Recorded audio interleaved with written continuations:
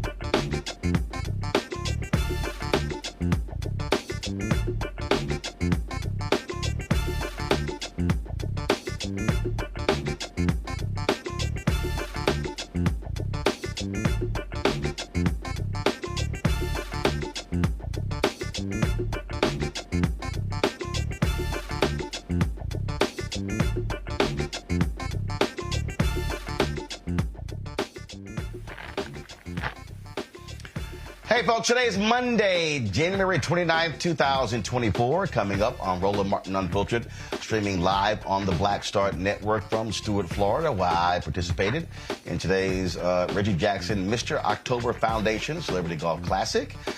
We'll show you who the winner was, a prominent rapper from H-Town. A California judge has ordered the Los Angeles Police Department to destroy photographs that were taken during a search of the home of a lawyer for a Black Lives Matter leader who has filed a lawsuit against the police department. We'll talk with activist Melina Abdullah, as well as her attorney as well, about this strange development. Folks, a Florida Congresswoman bragging about money that's coming to her district from the infrastructure plan that was passed by President Joe Biden. Slight problem, she voted against it and kept trying to take credit. But the Florida journalist would not let her get away with her lies. Also, folks, we'll tell you how several U.S. historians have filed a brief calling for Donald Trump to be removed from the presidential ballot in violation of the 14th Amendment. Also, Vice President Kamala Harris was speaking today during her giving a speech regarding reproductive freedom, and she was interrupted by protesters, a common occurrence lately for President Biden, even former Speaker Nancy Pelosi.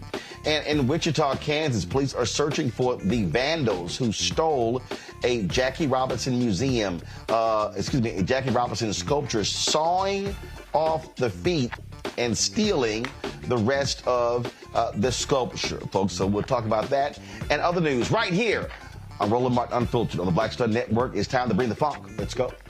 He's got it. Whatever the miss, he's on it. Whatever it is, he's got the scoop, the fact, the find. And when it breaks, he's right on time and it's rolling. Best believe he's knowing. Putting it down from sports to news to politics. With entertainment just for kicks, he's rolling. It's on go, y'all. It's Roland Martin,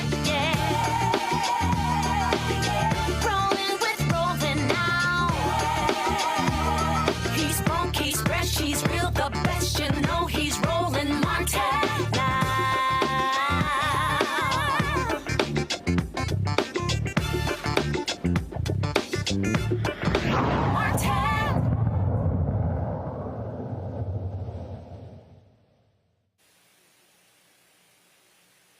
Folks, last week, officers with the Los Angeles Police Department conducted a raid on the home of attorney Dermot Gibbons. He is the attorney for Black Lives Matter movement activist Melina Abdullah. She has filed, of course, a lawsuit against the police department. She's suing them for a 2020 incident where she was forced out of her home at gunpoint after receiving a hoax call about a hostage situation. Now, during this search, Attorney Gibbons saw an officer photographing documents that were left on his kitchen table that were related to the lawsuit.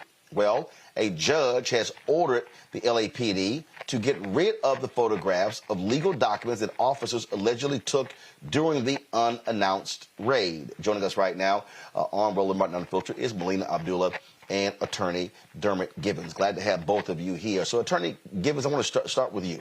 First of all, why was your home being searched? That's the mystery we want to get to. They said it didn't have anything to do with me. They allegedly were searching for somebody who stole something, and they were tracking an Apple AirTag that they said was in my home. None of this. They didn't give me a copy of the warrant. Wait. Hold on. They said they were searching for a person. Yes. And they had the Apple AirTag of said person. No. That's what I asked them. No, they didn't. Well, they can lie, but they told me when I asked, I asked the same questions you would ask. I didn't get an answer. So, okay. So, did they have a search warrant? Yes. Did they give it to you? They gave me a couple pages of it, not the important part. No. So the answer I'm sorry. is no. You're an attorney. I'm sure you've seen a search warrant before. Yeah. So Yeah. what did they leave out? The declaration of what the police said to the judge as to why the judge would sign off on the warrant. That's the lie that we need to find out. What did they say? So that wasn't a part of what they handed you? No. All right. So if they were allegedly looking for a person, did they articulate to you why they were looking for that person? And they said that person stole something? Like what? I don't know. But they showed me the picture of the person, which I assume was in the warrant, but that's not in the part that they left with me. So I can't show that to you.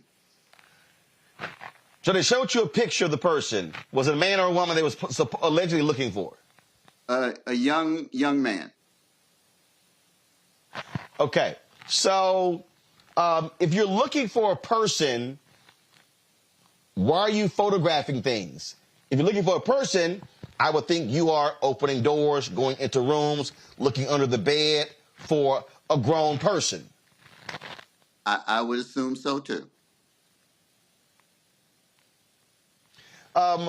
Melina, first of all of this sounds very strange, extremely fishy, especially the part of them photographing items on the table that, just happen to be related to your lawsuit against the LAPD. Yes, it's beyond strange. It's beyond strange. I don't think it could possibly be coincidental that the attorney who's representing me in an LAPD case for them swatting me was essentially swatted himself, and the information that they collected included photos of my case file. I don't think that's a coincidence. I think that it's beyond the realm of coincidence, that it's unimaginable that it would be coincidental, and I think it shows how corrupt LAPD can be, that they swatted the attorney who is suing them on my behalf for swatting me.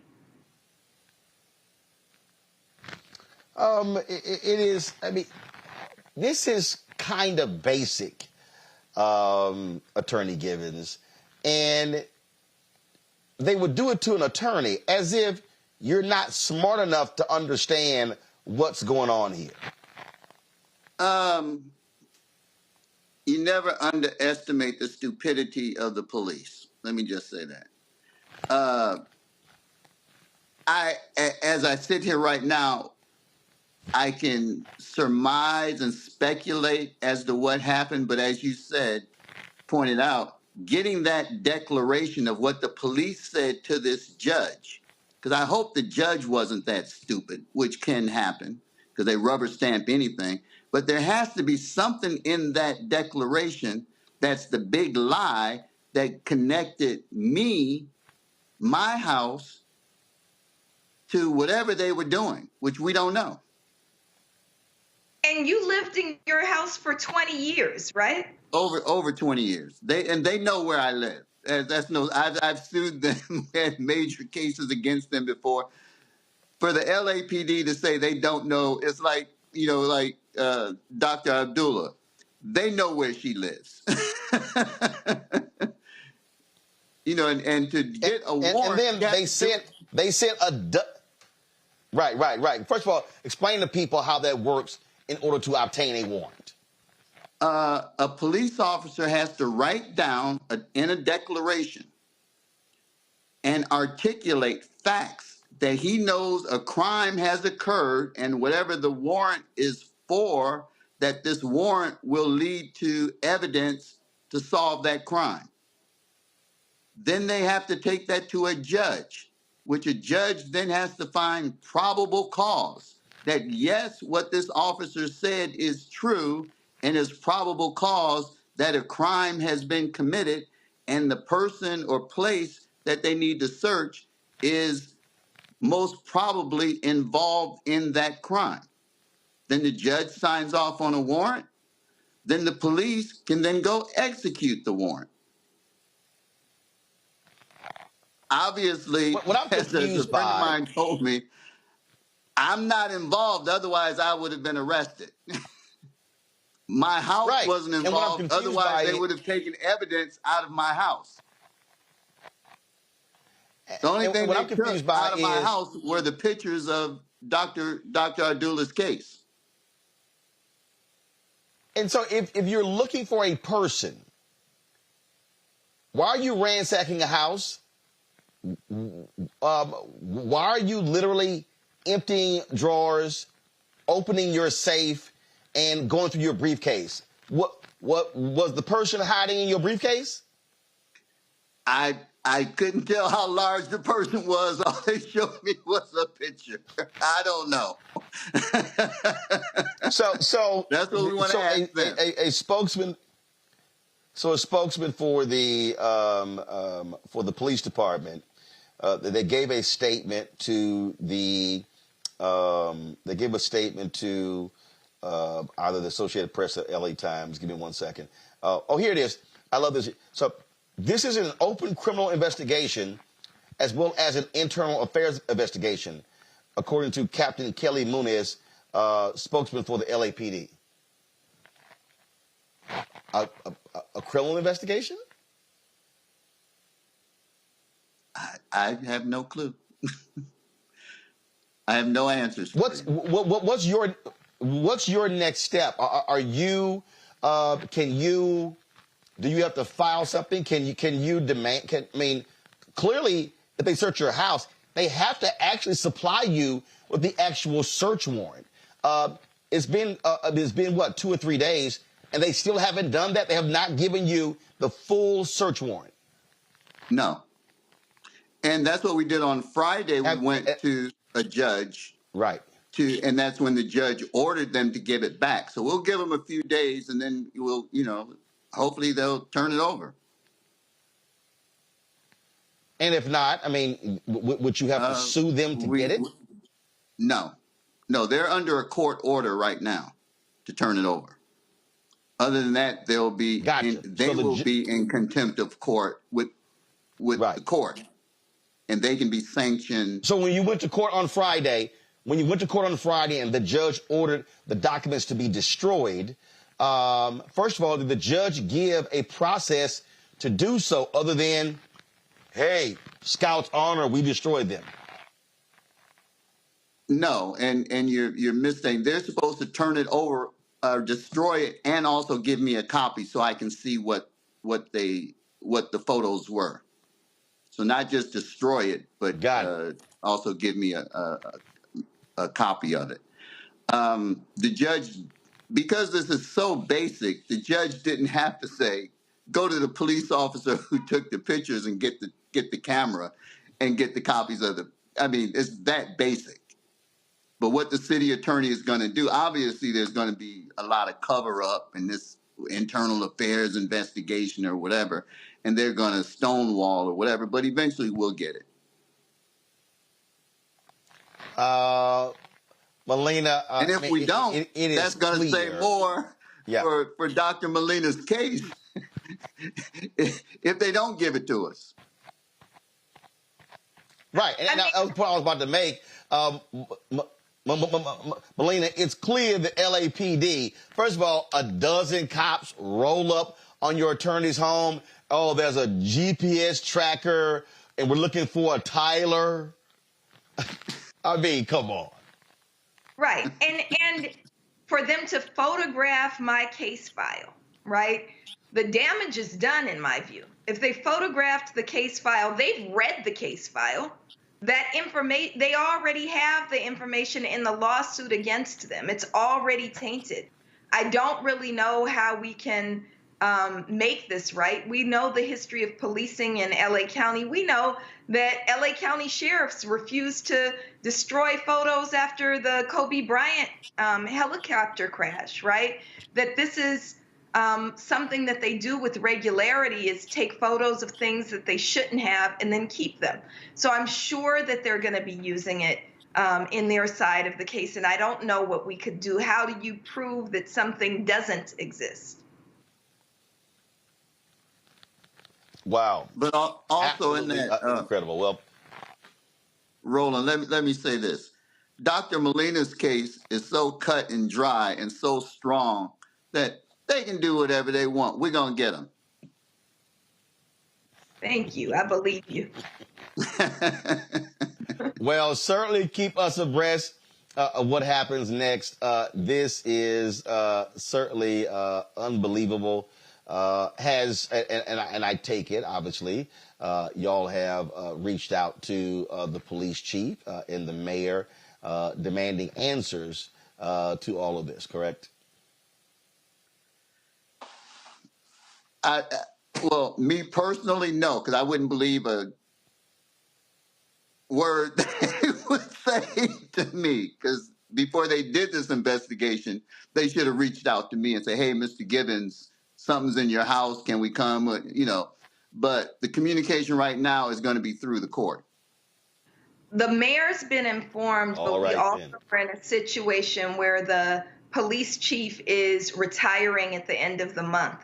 So it's very convenient timing for accountability, right? There's no accountability. It's on his way out anyway. All right, then.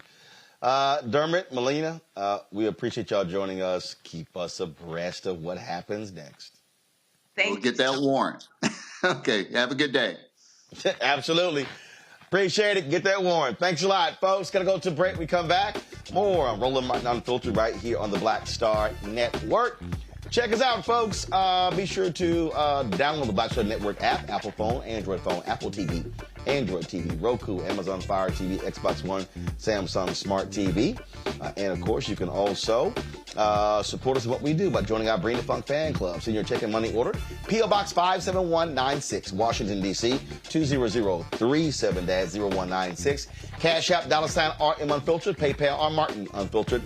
Venmo is RM Unfiltered. Zelle, Roland at RolandSMartin.com. Roland at RolandMartinUnfiltered.com. We'll be right back. Next on The Frequency, we have an incredible conversation with my guest, Nadira Simmons, talking about her new book, First Thing First, Hip-Hop Ladies That Changed the Game. The founder of Gumbo Net tells us the stories behind the women in hip-hop, starting with the first woman that promoted the hip-hop party to Megan Thee Stallion. There's even a chapter on me. Thank you so much for including me in there. It's just so you had to be in there. That's next on The Frequency on the Black Star Network. On a next, A Balanced Life with me, Dr. Jackie, we're going to be talking about common sense. We think that people have it, know how to use it, but it is something that people often have to learn. The truth is, most of us are not born with it, and we need to teach common sense, embrace it, and give it to those who need it most, our kids. So I always tell teachers to listen out to what conversations the students are having about what they're getting from social media, and then let's get ahead of it and have the appropriate conversations with them. On a next, A Balanced Life with me, Dr. Jackie, here at Black Star Network.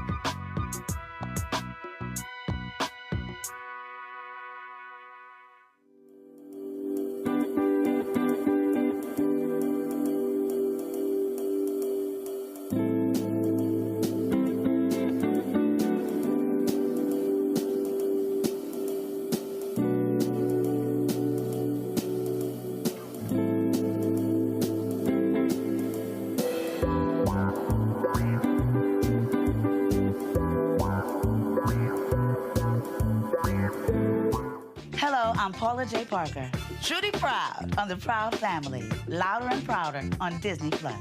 And you're watching Roland Martin Unfiltered.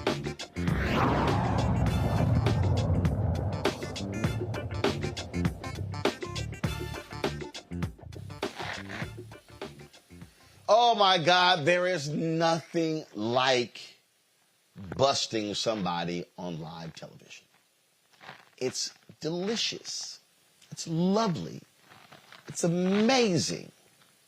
In Florida, a Republican Congresswoman was thoroughly embarrassed by lying. Maria Elvira Salazar was trying to take credit for infrastructure money coming to her district. Well, Jim DeFeet of CBS Miami station, he was having none of it, and my man took it to her with some basic fundamental facts. This, y'all, is glorious. Last month, you were at FIU and you presented a check for $650,000 to help small businesses at FIU.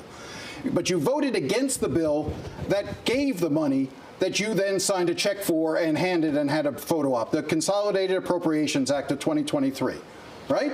You voted against that bill.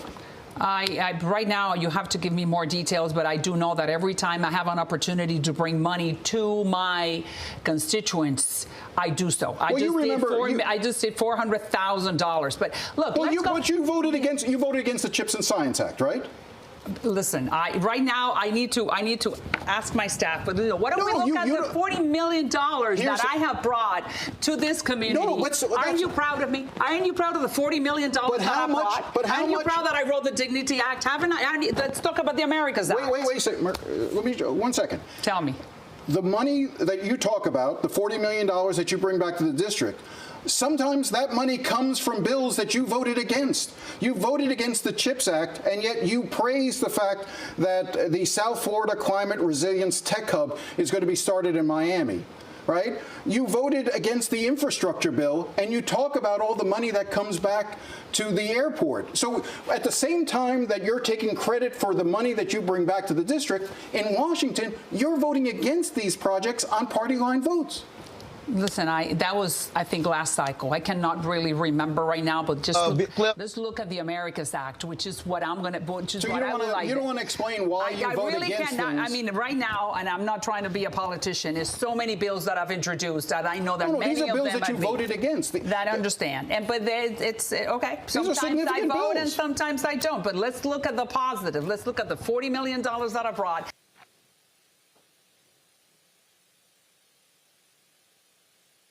I'm not trying to be a politician.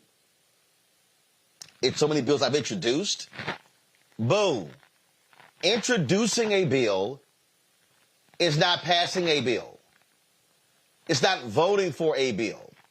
And I love, I need to consult my staff. You forgot what the hell you voted for and against? No. What this is Republicans in this country lying and trying to take credit for things that they were against. Same thing happened under President Obama. That first stimulus bill, they voted against it, but were then begging for projects to be funded. No, you don't get no credit for that. Then how does this work? This is how they operate. Transportation Secretary Pete Buttigieg of the Department of Transportation. Same thing happened. He called out Speaker Mike Johnson. People who voted against it show up at ribbon cuttings and stuff. Oh, and how? I mean, none other than the Speaker of the House. I couldn't believe it was Monday or Tuesday. Toured an airport project that I signed off on. With a local member of Congress, and neither that local member nor he had voted for the funding that we're using to build the thing. And, you know, there's many things you could say about that, but one thing you could say about that is it must be a really great project.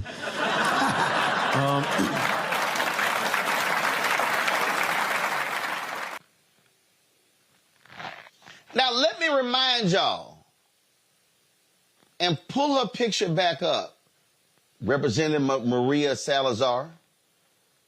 This is the same trifling woman who would not let Congresswoman Barbara Lee speak during the hearing about Cuba. This is where I have said, Democrats, every single time one of these projects are unveiled and they have talked about the funding, this is where the Democrats should have signs saying, thanks, Joe. Thanks, Kamala. No thanks to Republican Congressman or Senator so-and-so. That's how they should be responding to these folks bragging about money that they opposed, and they want to make it seem like they got it done. My panel joining me right now. I want to introduce them right now. Dr. Julian Malveaux, President Emerita, Bennett College, economist and author, joining me out of D.C. Dr. Amakongo Dabinga, Senior Professorial Lecturer, School of International Service, American University. Renita Shannon, former Georgia State Representative out of Atlanta. Renita, I'll start with you. You're a former state rep. I mean, this to me is beyond hypocrisy. To just be championing, oh my God, these things are wonderful. And I brought back $40 billion. No, your punk ass didn't. You ain't bring back nothing. That was money that was sent there because Democrats voted for it and you didn't.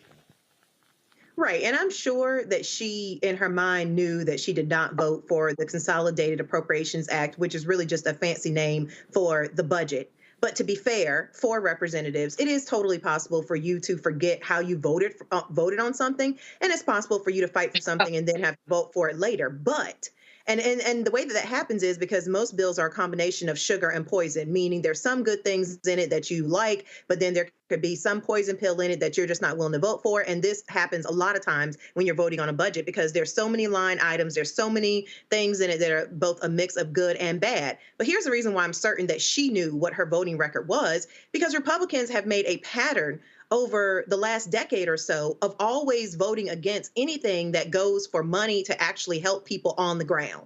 So if I were sitting there, and of course I can't remember every single vote that I have taken, I know my overall patterns.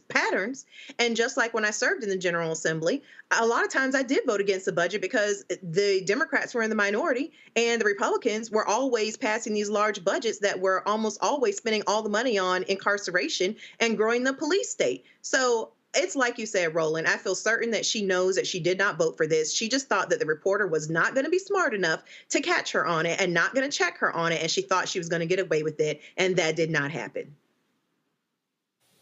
But this right here, Amakongo, is the problem with most, and I'm going to say this, a lot of journalists, okay? A lot of these people we see on television, on radio, they are not smart. They don't do any research. They don't double check. And even some of these national shows, they allow these politicians to come on those shows, lie, make claims, and don't push back. Just like when we called out Senator Tim Scott for going on Fox News and lying by saying, oh, President Donald Trump has done more for HBCUs than any other president in history. His ass was lying. And these folks, and look, we know what's going to happen on Fox News. Fox News, they will let people lie. But what Jim DeFee did here is what every journalist should do. Is like, hold up. Let's run this back. Your ass didn't vote for it. It was a masterclass. I loved it. And I'm telling you, Roland, time and time again on all of these networks throughout the last, particularly once Trump came into, being in, 2016 or 2015 or whatever, I get so angry at the journalists or so-called journalists, or let's just call them hosts, I guess, because they don't act like journalists, who don't do their job, who don't press the issue, who let these guys get up there and run whatever they want to say because they're afraid that if they challenge somebody like a Trump or Ron DeSantis or somebody like that, they won't get access to them later. That's not your job as a journalist. To be some type of sniveling coward is only concerned about ratings or not becoming some type of social media post. You're supposed to get up there and do your job. As the great Joe Madison said, your next question is supposed to be based on the last answer. You don't just let people run with their talking points. And I'll see people like a Ron DeSantis or like Morning Joe or I'll see this person on CNN and the like, and they just talk. They pivot back to whatever it is that they want to talk about with no follow-up questions. And I honestly believe, Roland, that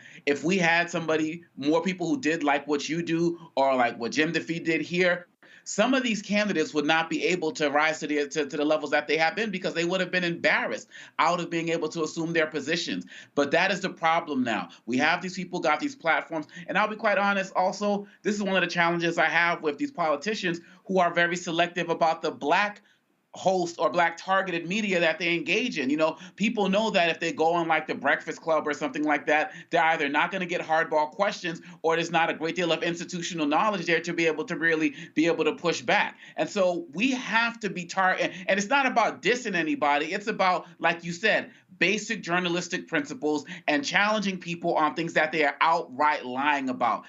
Nobody should look at that as a diss or a slam. It's about doing your job. And in this day and age with AI and you know, deep fakes and fake robocalls and the like, there's more misinformation and disinformation than facts. So journalists should use this as a prime opportunity right now to dig down deeper into doing their job and exposing many of these politicians and others types of folks for the liars that they are. So thank you, Jim. But thank you also, Roland, because interview after interview, you don't let anybody get away with anything. And that's why I think some of these guys are terrified of coming on your show, because here, facts matter.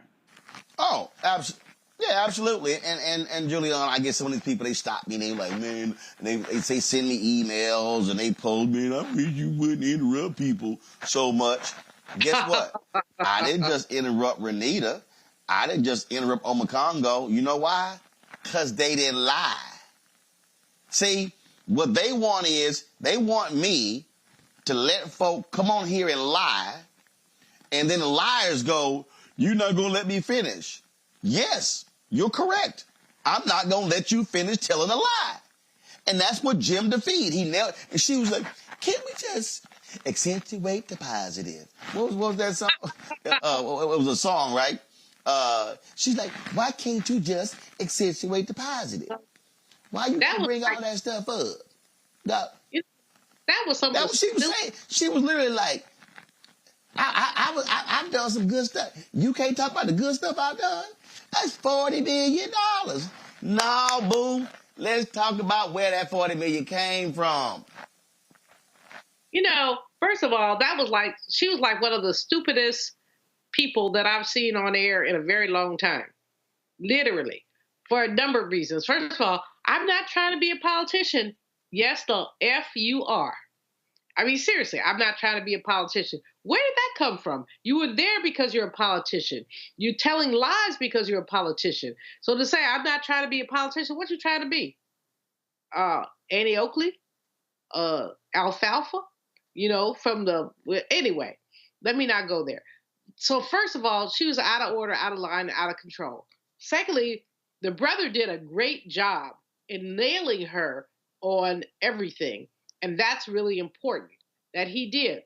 But what's even more important, Roland, is that you have lifted her up and said you is a bloody liar, because that's what she is. The third thing that I think is really important here is the extent to which the Biden administration has not jumped on stuff like this. I mean, what we know about the Biden administration, frankly, is that they have not done their work in publicizing what they've done. When this person claimed that she did $40 million, which, number one, she did not do, but when she claimed she did it, there should have been a Biden response that said, this came from this legislation that came from this administration. I am disturbed that the Biden administration does not do enough to jump on these liars and call them on their nonsense. If he did that, and I don't know why they don't, but if he did that, what we would have is a different kind of narrative. What you have is these people running around saying, I did this, I did this, I did this, I did this. And you don't have the president who ought to, or his team ought to be saying, excuse me, Miss Thing, but you didn't do spit. And this is why it happened. So the interviewer was on point. You don't get very many who are. Many on CNN and other places let these people spin their nonsense, and it's wrong. He did not let her spin her nonsense, but she talked over him and she tried to be cute. Can you give me credit? Oh, hell no. Credit for what?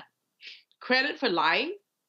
But secondly, the administration, if they want to win in 2024, have to do a much better job in putting their stuff out there. Every time one of these lies comes out, somebody, it doesn't have to be the president, but there's a surrogate in Florida who should say, oh, hell no. And that's the bottom line is, when will the Biden administration step up, step out, and make it clear and make it plain that these people are taking credit for work he did that they voted against? Well, again, they got to get far more aggressive calling these people out. And look, they are going to lie. That's what they do. But they got to get gut checked. All right, folks, hold tight 1 second and go into a break. We'll be back. Roland Martin Unfiltered right here in the Black Star Network. Grow your business or career with Grow with Google's wide range of online courses, digital training, and tools. Gain in-demand job skills with flexible online training programs designed to put you on the fast track to jobs in high-growth fields. No experience is necessary. Learn at your own pace. Complete the online certificate program on your own terms. Stand out to employers, get on a path to in-demand jobs, and connect with top employers who are currently hiring. Take one professional career certificate program or all 6. Earn a Google Career Certificate to prepare for a job in a high-growth field like data analytics, project management, UX design, cybersecurity, and more. All professional career certificate programs must be completed by December 31st, 2024. Scan the QR code to complete the application. There are 1,000 scholarships available. Grow with Google and J. Hood and Associates. Be job ready and qualify for in-demand jobs. We just have one of the oldest cultures that's desperately needed for mutual salvation. That's the consciousness. We have the keys in our roots to save mankind. We get to see the condition of other countries, other oceans, other cultures. And if we believe in God, a lot of us do, He's telling us if you don't get rid of that stuff that makes somebody superior or inferior and work together for the mutual salvation, everybody's gone.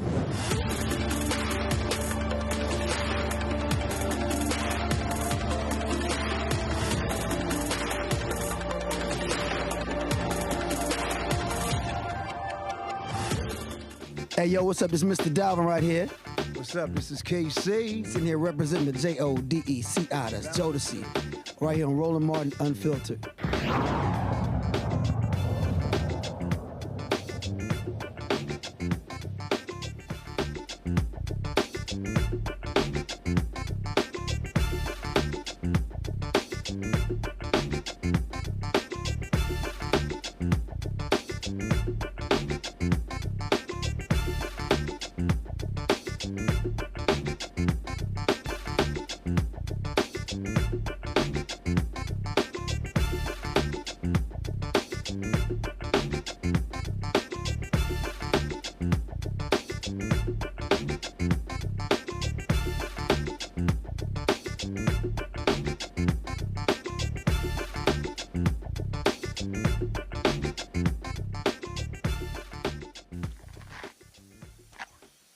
Some of the nation's top historians have filed an amicus brief with the Supreme Court standing with Colorado in their decision to remove Donald Trump from their presidential ballot.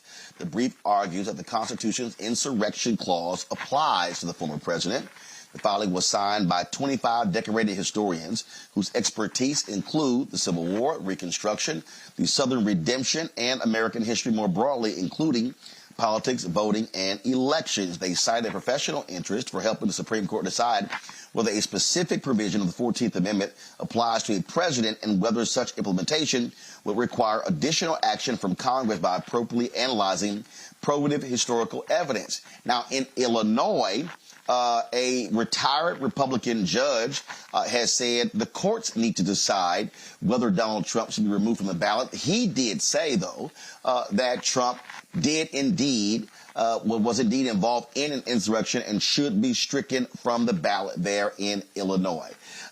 Look, the Supreme Court is going to deal with this on Congo. But the bottom line is this here. This nonsense that somehow the insurrection, Section 3 of the 14th Amendment, the insurrection clause, doesn't apply to somebody who's the president. It's nuts when you actually read it. This isn't confusing. It's very clear. But these folks now want to sit here and try to, let's try to figure something out. Nope. And these strict constructionists, these originalists, this should be easy for them to decide. Yeah, and these strict, constructionists and people who follow the letter of the Constitution and the like had no problem overturning, and who believe in standing on precedent had no problem getting rid of Roe v. Wade, right? I mean, these guys are liars, straight up and down. They have no problem with what they're doing in certain areas as it relates to voting rights and the like. When it comes to this 14th Amendment, look, we either have laws or we don't. We're either a nation based on the Constitution or we're not. And when it comes to Donald Trump, I feel, Roland, quite honestly, that this Supreme Court, they're basically going to try to find some kind of off-ramp where they don't have to really make this decision. They're going to try to pick it apart in a way that they're basically having a hands-off approach. This is a country that talks, and these are guys who talk about Republicans, states' rights, and the like. Well, this is what Colorado wants to do, but all of a sudden, no, we can't do that. And then on top of that, they're saying it's anti-democratic. And I believe, as Judge Michael Ludick says, the super conservative judge who's the hero of so many people that Mike Pence called, and he was trying to figure out what to do with the election and the like. He was like, this is the most democratic thing possible to decide that he can't be on the ballot. I mean, it's a self-eliminating thing when you engage in an insurrection. And then you have people who are saying, well, it's not like it's, hundreds of thousands of people died and so on and so forth. They want to compare any act of insurrection to the Civil War. There could be many ways to engage in an insurrection. And so, I mean, we're talking about the Confederate flag flying through our Capitol for the first time ever.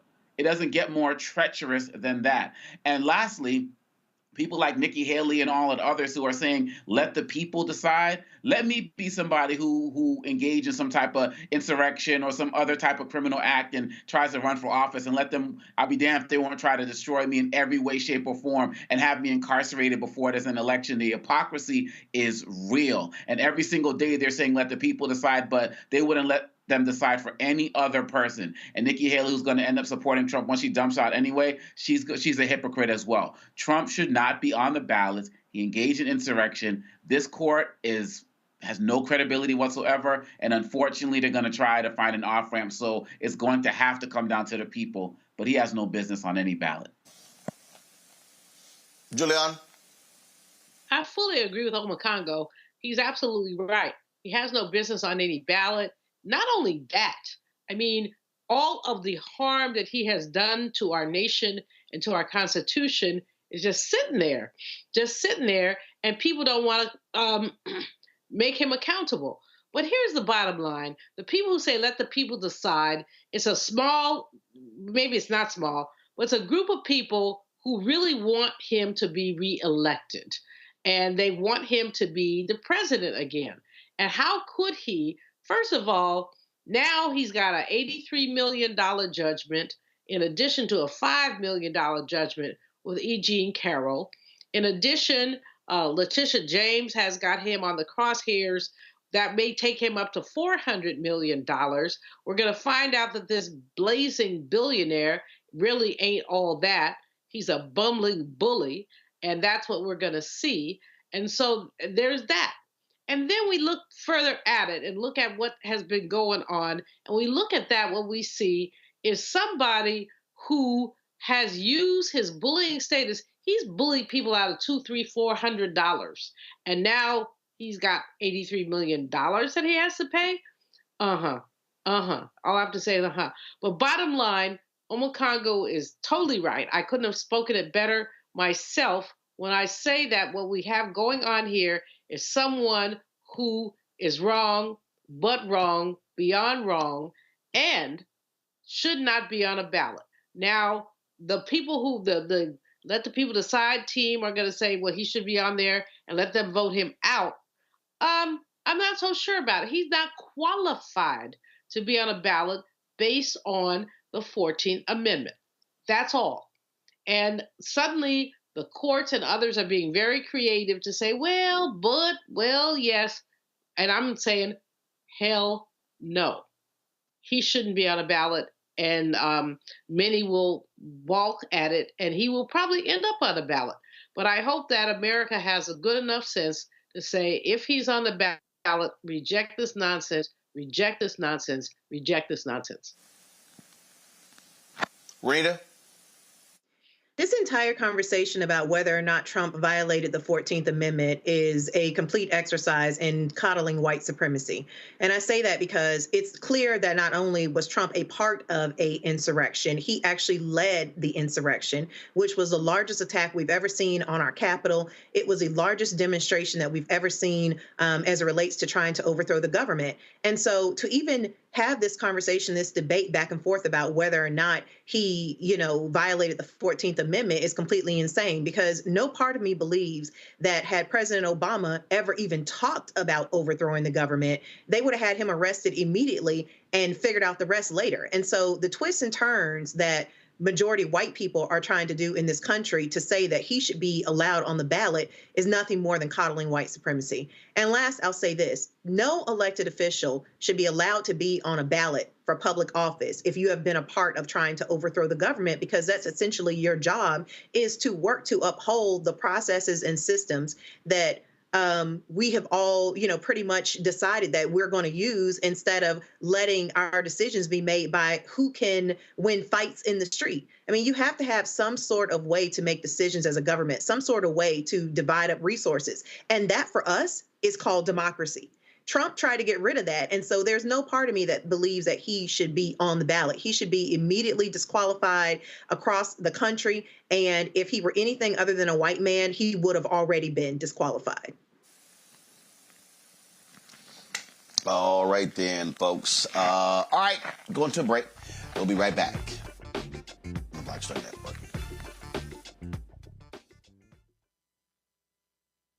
Next on the Black Table with me, Greg Carr. We look at the history of emancipation around the world, including right here in the United States, the so-called end of slavery.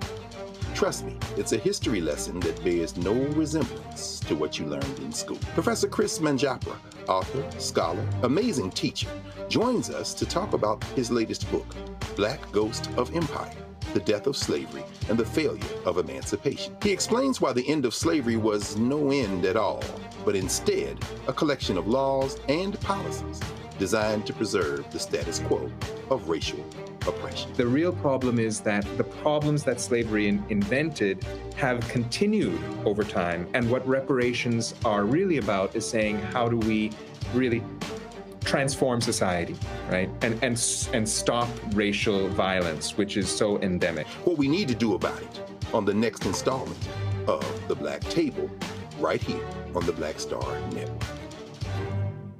On the next Get Wealthy with me, Deborah Owens, America's Wealth Coach, the wealth gap has literally not changed in over 50 years, according to the Federal Reserve. On the next Get Wealthy, I'm excited to chat with Jim Castleberry, CEO of Known Holdings.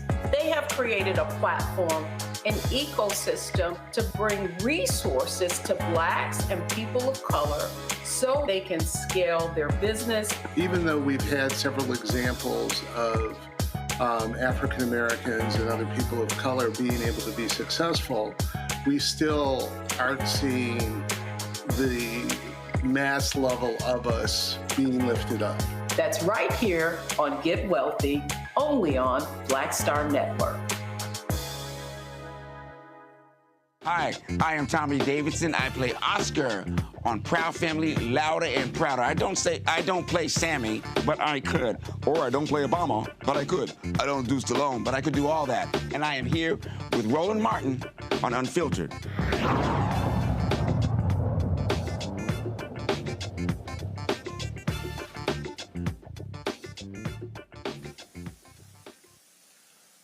Vice President Kamala Harris was in San Jose, California today, continuing her Fight for Reproductive Freedom tour. During her presentation, she was talking about the importance of reproductive rights, but she also was interrupted by protesters demanding a ceasefire between Israelis and Palestinians in the Gaza Strip. Good afternoon. So here we are, January of 2024. where just over a year ago, the highest court in our land, the Court of Thurgood and RBG, took a constitutional right that had been recognized from the people of America, from the women of America. And thereafter, in state after state, we have seen extremists, so-called leaders, propose and pass laws that would criminalize healthcare providers, some of them literally legislating prison for life, punishing women, making no exception even for rape or incest. You know, I will tell you,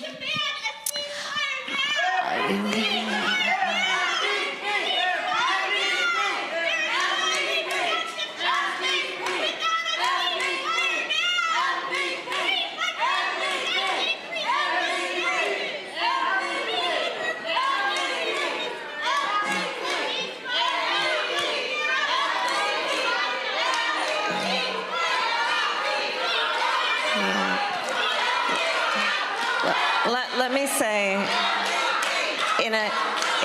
in a real democracy, everyone has a right to have their voice heard. The President and I are working on that every single day. So back to what we were discussing. We are looking at a situation. We're looking at a situation in our country where there are people who are literally suffering, most silently suffering because of what has been proposed and or passed in states across our country.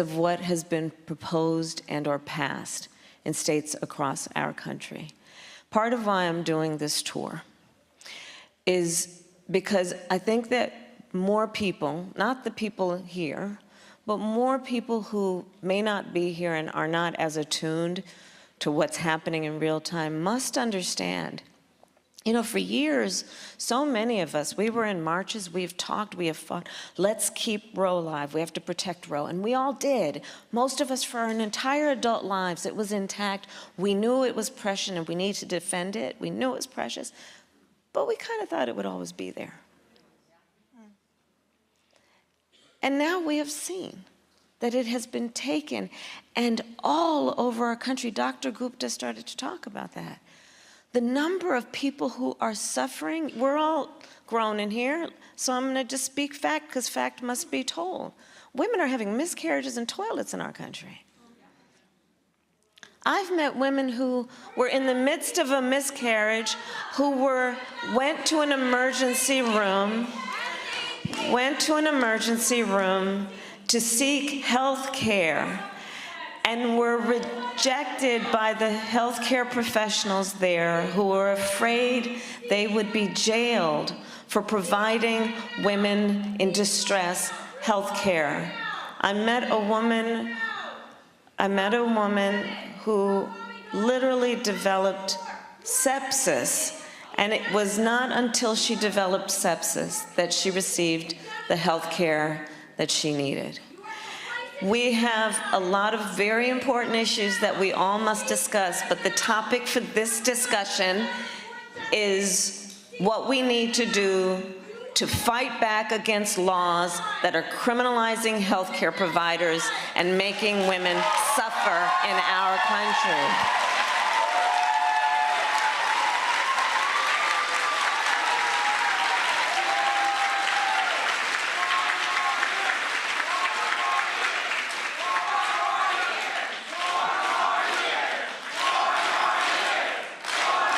Yes, we are going to win this election. Yes, we will. So, there are a lot of big issues impacting our world right now, which evoke rightly very, very strong emotions and fears and anger and tears and concerns.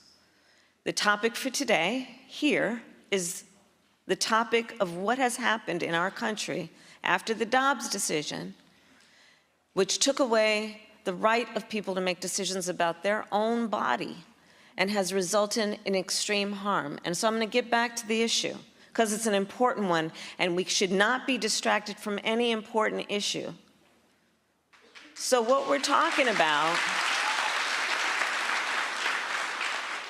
what we're looking at in these states, for example, that have made no exception even for rape or incest.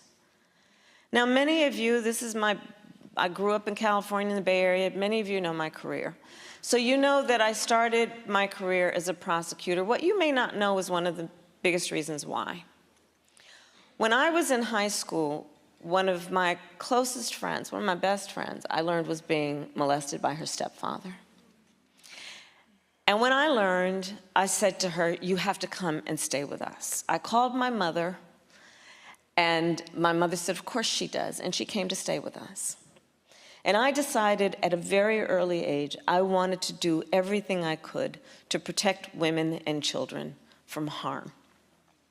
And I specialized for a long time in my career as a prosecutor, including when I was working as AG, on crimes affecting women and children.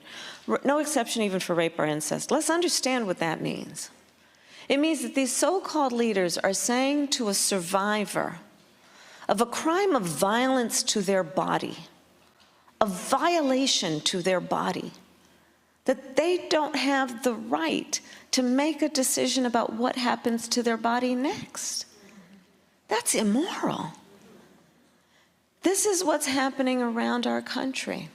So when we talk about the layers of harm, be it harm to our democracy, harm to our Constitution, harm to our freedoms and our rights, and we then understand the real harm that also exists every day for individuals who are being denied the health care they need. It's extraordinary, and for that reason, I know we all are approaching this with a sense, yes, of empathy and understanding, but also profound commitment, with a sense of urgency to do something about it, to end the pain and the suffering that is happening right now in real time in our country. In addition to these protesters, 1,000 black clergy are applying pressure to the Biden-Harris administration to also call for a ceasefire. The New York Times dropped their story on Sunday, talking about these pastors and making the point about it is a moral argument that the administration must do more when it comes to the more than 26,000 Palestinians who have been killed. What we're seeing here, Julian, we're seeing this pressure come from different areas. And the Biden-Harris administration has to understand this is going to play a role in the 2024 election. Now, granted, it's early. This is still the end of January. But the bottom line is this here. As this thing continues, politically, this hurts them, and it's hard to make the moral argument when people are being killed. Palestinians are dying. And again, the ceasefire is all about making sure that people on either side do not die. You know, Roland, it's such a conundrum for many. Nobody wants the orange man back in office, but at the same time, they want Biden to be more responsive. And he has not been. And this has come up again and again and again. The piece of the Times is great.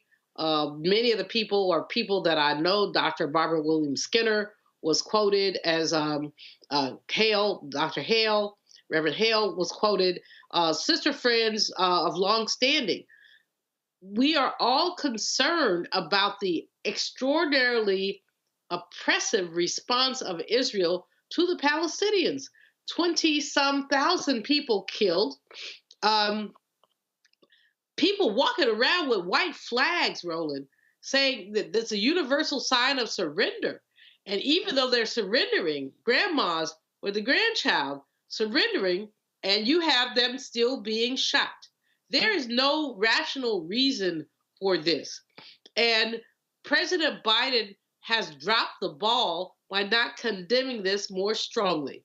And that's the bottom line. He has to say, stop this nonsense. And he won't, because the United States relationship with Israel is shrouded in guilt. It's shrouded in grief. And yet, let's be clear. Nobody, and this is an obligatory line that we all run. Nobody appreciates what happened on October 7th. Okay. Now we run the obligatory line. Now let's say something else. These people are in other people's land. They push the people out their land. What do they think that people are going to do? They're going to react. They're going to respond. They're going to be brutal and unkind. But to respond to a factor of 20, is extreme. And to deal with these people is extreme. Black pastors, like Cynthia Hale said in the New York Times piece, she said, they're oppressed and we're oppressed. And that's the connection, is that we all understand oppression.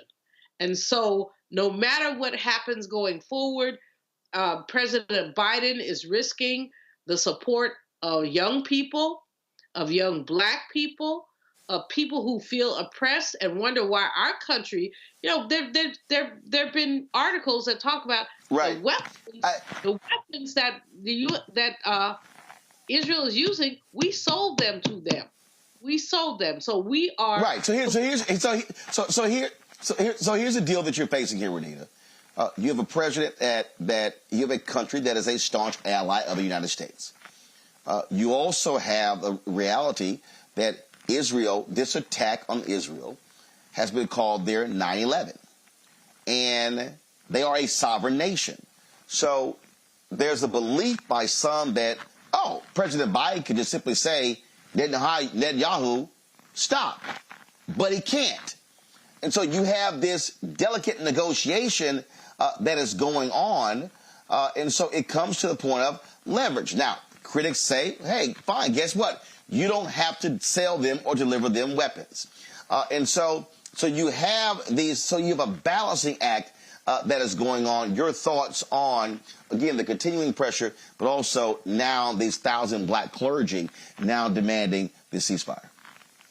Well, I'm glad to see this clergy demanding a ceasefire, because for so long, and Democrats have a tendency to do this, by the way, every election cycle, but for so long, people have just said, it's just the young people who are saying they won't vote, or it's just a small group of folks who are saying that they are not going to vote, or that they are very bothered but what looks like an ongoing attempted genocide. And so now we're seeing that there are diverse voices that are saying, no, this is an actual problem for everyone. Everyone sees this. And although we have not spoken up until this point, we now are speaking to say that we need to have a ceasefire. Now, to your point, the issue that people are having with the Biden administration is not only whatever commitments and that they had previously made to support Israel, but the issue that Biden's got very specifically is, for the last 4 years, we have been told that he can't do very much to move the agenda, his agenda, the things that he campaigned on. But here we see for Israel, you go around Congress twice to help Israel. And so why couldn't this have been something where you say, hey, listen, my hands are tied? And so it calls into question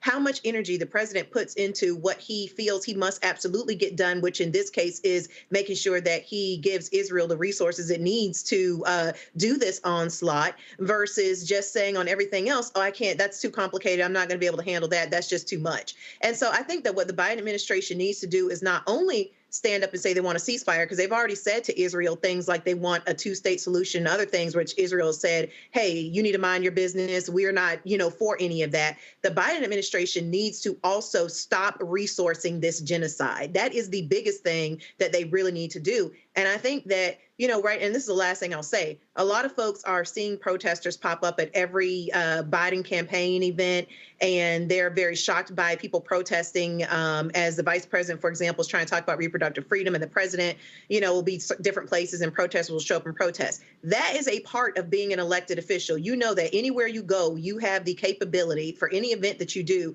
to get protested by anybody who doesn't like what you are advancing. So all of that is normal. But what I will say is, there's more visibility for this, because this is not something that is just going to go away. Even though it is early, as far as, you know, things are concerned, as far as an election year. This is not something that's just going to go away, and largely because there is not a lot on the other side. People already had a lot of disappointment with the way that things were going with the administration. And so this is just the final, oh my gosh, you know, some of this stuff is indefensible. Well, again, on the Congo, the reality is for it to go away is you've got to have a conclusion to this war, or you've got to have a ceasefire. You've had administration officials who previously have said that a ceasefire right now is not doable. Well, the question is, if not right now, then when? You know, the abortion issue is supposed to be the #1 issue for Democrats going into 2024 because they've won on all of these ballot measures in Republican states and so on and so forth. And these protests and this activism is taking away from that. This is Biden's #1 issues. The Biden administration, if they really care about dignity and hope and all the things they talk about, they have to start pushing for a ceasefire. And that's going to help them get back on track with their message at these events, because we're talking about it early. But come on, Roland, you think these students who are protesting, they're going to have a lot more time in the summer right before the election. So it's only going to get worse. And so I've heard something a little bit that the State Department and the Biden administration talked a little bit, a hint about they're looking at how to reconsider their weapons program with Israel. That kind of came out today. That little snippet of dropping that they put out, that's a response to these protests. That's a response to this pressure. And so people have to keep up the energy. Look, at one of these rallies, Roland, they called him Genocide Joe. I mean, if that type of stuff sticks, and so the United States, Biden, they have to figure out a way, because the other thing we have to be mindful of is that they can get on a call with people, with government, Netanyahu and all of these guys in Israel every single day. Who are they talking to regularly in the Islamic community? Over there or over here? In the civil rights community, people like Reverend Al Sharpton and others have President Biden's attention. Who is that person for the Muslim community, or those people for the Muslim community? I don't think he's talking to Rashida Tlaib, who the House censured. You know, so these are people who are supporting the rights of Palestinians, do not feel like they have a voice with the Biden administration. And if he was more proactive in giving people who are supportive of Palestinian freedom and a Palestinian state an active, visible voice, you would not see as much of these protests. And so the Biden administration has a lot to do to get a fix on this, starting to look at how they handle the military relationship with Israel in terms of sending them these weapons. One Israeli administrator said, or a government official said, we can't do what we're doing without the United States support. If we don't get it from them, we're toast. But lastly, Roland, the thing that hasn't been mentioned today, because we've talked about it before, is now the United States is starting to get drawn into it physically, as it relates to, we just lost 3 troops in Jordan with that drone strike, and several others were injured with traumatic brain injuries and the like. And so now the United States is being drawn into this regional conflict, and he's got to get a hold on it. Hold tight 1 second because we come back. The names of those 3 U.S. service members have been released. All 3 are from Georgia, and we'll share those with you when we come back. Roland Martin Unfiltered right here on the Black Star Network. Be sure to support us in what we do by joining our Bring the Funk fan club. Send your check and money order to P.O. Box 57196, Washington, D.C., 20037-0196. Cash App, $RM Unfiltered. PayPal, R Martin Unfiltered. Venmo is RM Unfiltered. Zelle, Roland at RolandSMartin.com. Roland at RolandMartinUnfiltered.com. We'll be right back.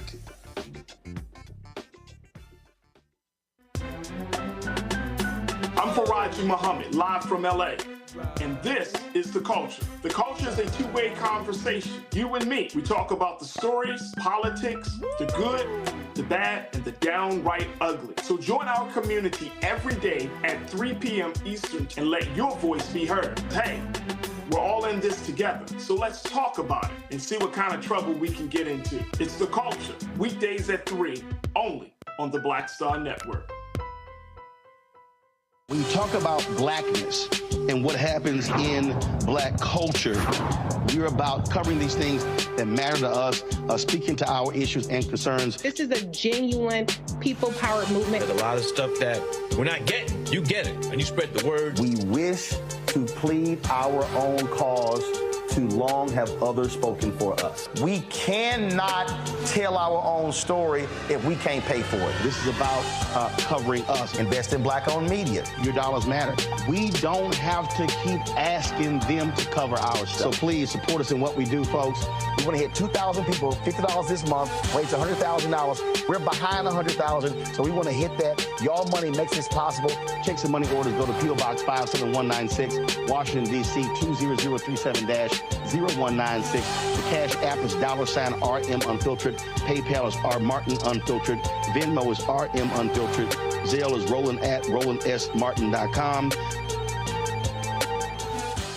What's good, y'all? This is Doug E. Fresh, and you're watching my brother Roland Martin Unfiltered as we go a little something like this. Hit it.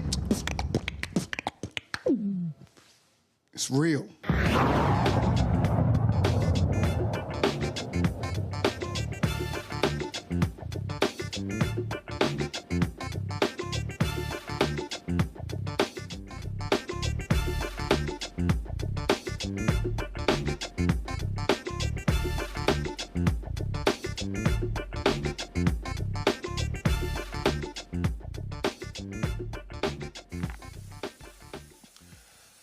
Folks, the United States military has released the name of 3 service members who were killed in a drone attack in Jordan. Those troops are Sergeant William Jerome Rivers, 46 years old, Specialist Kennedy Layton Sanders, 24 years old, and Specialist Brianna Alexandria Moffitt. She is 23 years old. The U.S. has blamed various groups, Iranian-backed groups, for this attack.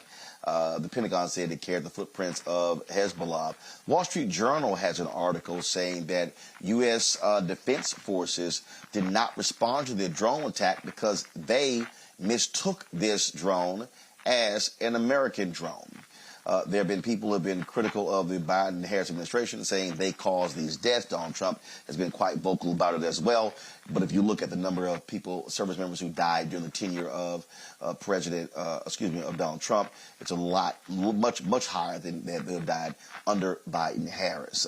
And so, again, these soldiers, we mourn them. Their families, of course, have been notified. And again, all 3 were from an Army Reserve unit based in Fort Moore out of Georgia. And so the investigation continues. In addition to 3 deaths, more than 40 military personnel were injured when the drone hit the housing unit where they were actually staying as well. And the troops were in their sleeping quarters when the drone struck with little to no warning. So certainly condolences go out to the families of those 3 soldiers. Folks, in addition to that news as well, we continue to see the focus on the region of the country, that region of the world. And what you're seeing right now, are some suggesting that the United States is involving itself in a much broader battle because of how we've been responding to Iranian-backed militias or various militias as well. Now, what people have to understand, and I think a lot of times people forget this, Renita, is that we've got U.S. troops all around the world. We've got AFRICOM. We've got folks that are on different continents across the world. And so this notion that the United States is involved in a war is wrong, but folks just need to realize that, yes, this is not the Iranian war. It's not Afghanistan, but we've got troops stationed everywhere, and we are the targets of different terror groups. Well, that's true that we do have troops stationed everywhere, but it's also true that that's why for at least the last 5 to 8 years that I can remember, people have been consistently saying, bring our troops home. And so like these 3 people who were just killed, and my heart goes out to them, obviously affecting families here in Georgia, they, were on a counterterrorism mission. when they were killed. And so people, the voice of, voters, the sentiment in the country has been to have less military involvement around the world and to bring our troops home. The reason why people are really fearing that we're about to be drawn into a physical contact, and some say that we have already been drawn into a physical contact, is because not only do you have these ongoing counterterrorism missions like the 3 soldiers were killed in, but you also see that we are bombing Yemen. And the conflict is growing larger and larger, and we are being more and more a part of it, standing in support of Israel. And so this is drawing us into a physical contact. And I can tell you that a larger regional war is something that is extremely unpopular. And I hate to bring everything back to politics and voting, but a lot of the show, Roland, a lot of your show, we really do talk about voting a lot and civic engagement. But the reality is that this has been an ongoing thing that has become very unpopular on both the left and the right. You know that Trump campaigned pretty consistently about the United States not getting into so many military conflicts and not entering so many wars, even though, as you mentioned, the number of service personnel who was killed under his administration was more. The reality is on the Democrat side, we're still seeing things like now bombing Yemen because of what they were doing with the ships that were trying to go through their territory. And we're now seeing this incident. And so both parties cannot be the same. We cannot have Democrats essentially talking and saying and doing the same things that the Republicans were doing 20 years ago. But here's the thing, Omakongo, and I understand the concept of bring our troops home, but part of the national defense is being deployed in various places where there are folks who are planning attacks on the United States, but also the United States has interest in other countries. So the idea that we should bring all of our troops home, that's just unrealistic when you look at the foreign policy of this country.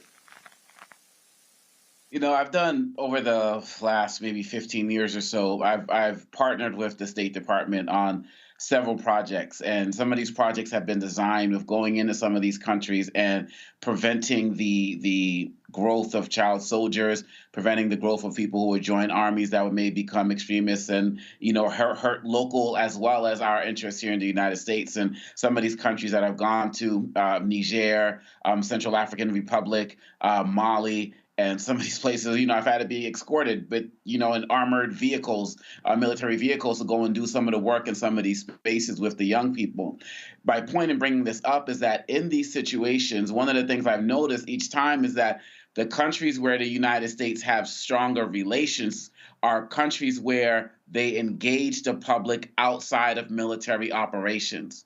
So when they're engaged in civil service activities, when they're involved in community building activities, those are the types of activities that do more as it relates to counterterrorism operations than responding to things with physical might. And I've been in countries where the interactions between the U.S. military and the people on the ground has not been solid. And I can see the animosity and the tensions there. And so we have to understand that this whole idea of diplomacy is not either or, it's both and. But the first aspect of it has to be the humanitarian side. It has to be the engagement. It has to be let us work and build with this community. And under Trump, that was gone. I was in Rwanda when Donald Trump brought up his shithole country comments, and members of the U.S. embassy had to be brought in to answer to the Rwandan government about what was going on. Trump didn't give a damn about those types of things, and the Biden administration is doing a better job of it, but not good enough.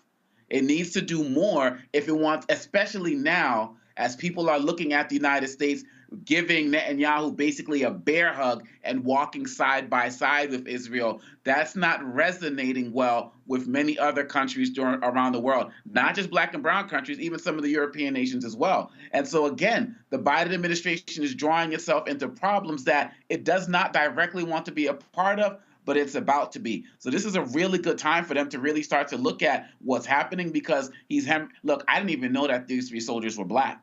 So that's going to also affect his support here. So support's being challenged here in the United States, and is also being challenged around the world for things that Biden did not directly start, but he has the power to directly change the course if he would actually start to listen to those of us who are calling for a more moral mindset in dealing with these conflicts.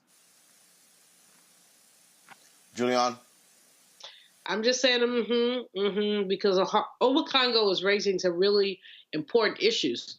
We put ourselves out there as a world leader. We're the leader of the world. And what does that really mean? If there are, if we call ourselves the champions of democracy, but number one, we don't have it at home. And number two, we only champion it episodically abroad. When we look at what's happening in Israel with Netanyahu, we're allowing him to get away with, frankly, more than murder, almost genocide. And it's because of our blind loyalty to Israel. I understand the loyalty, but at the same time, I understand that many, many people have been pained by this loyalty, and President Biden will have to answer for it eventually. But it's more than Israel and Netanyahu.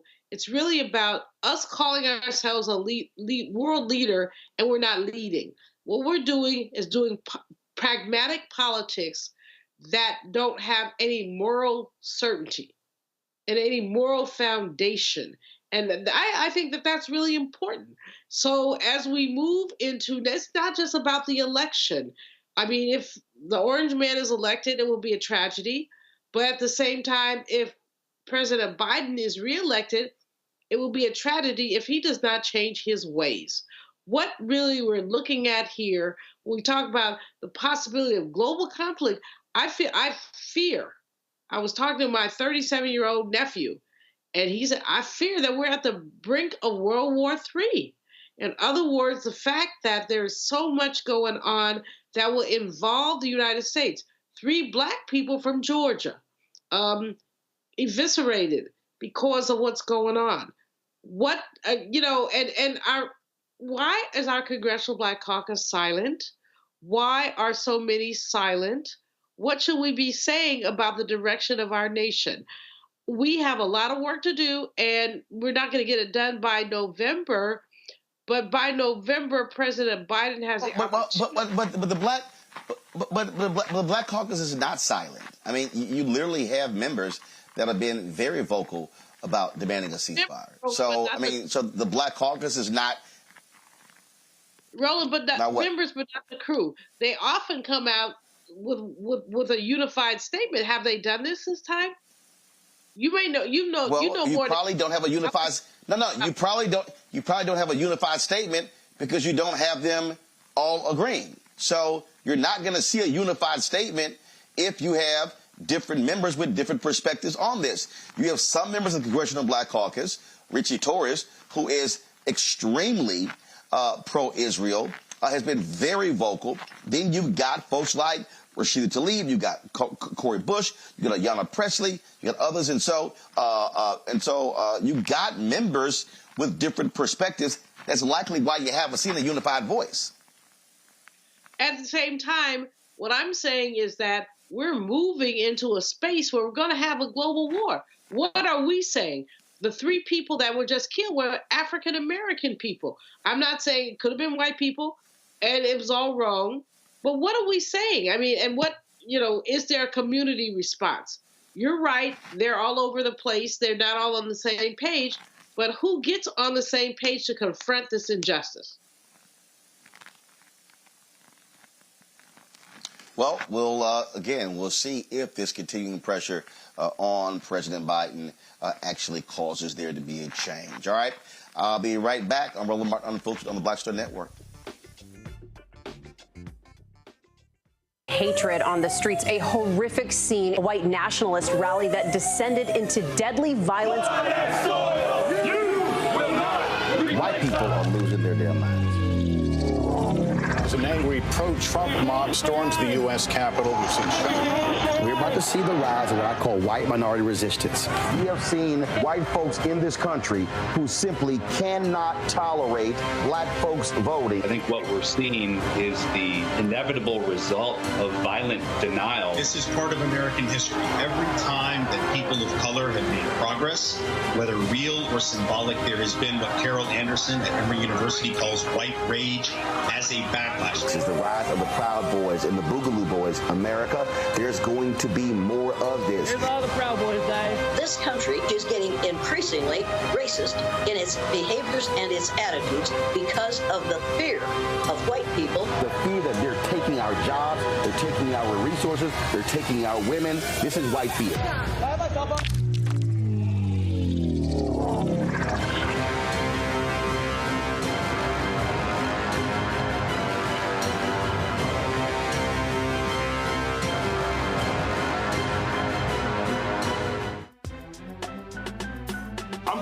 Muhammad, live from LA.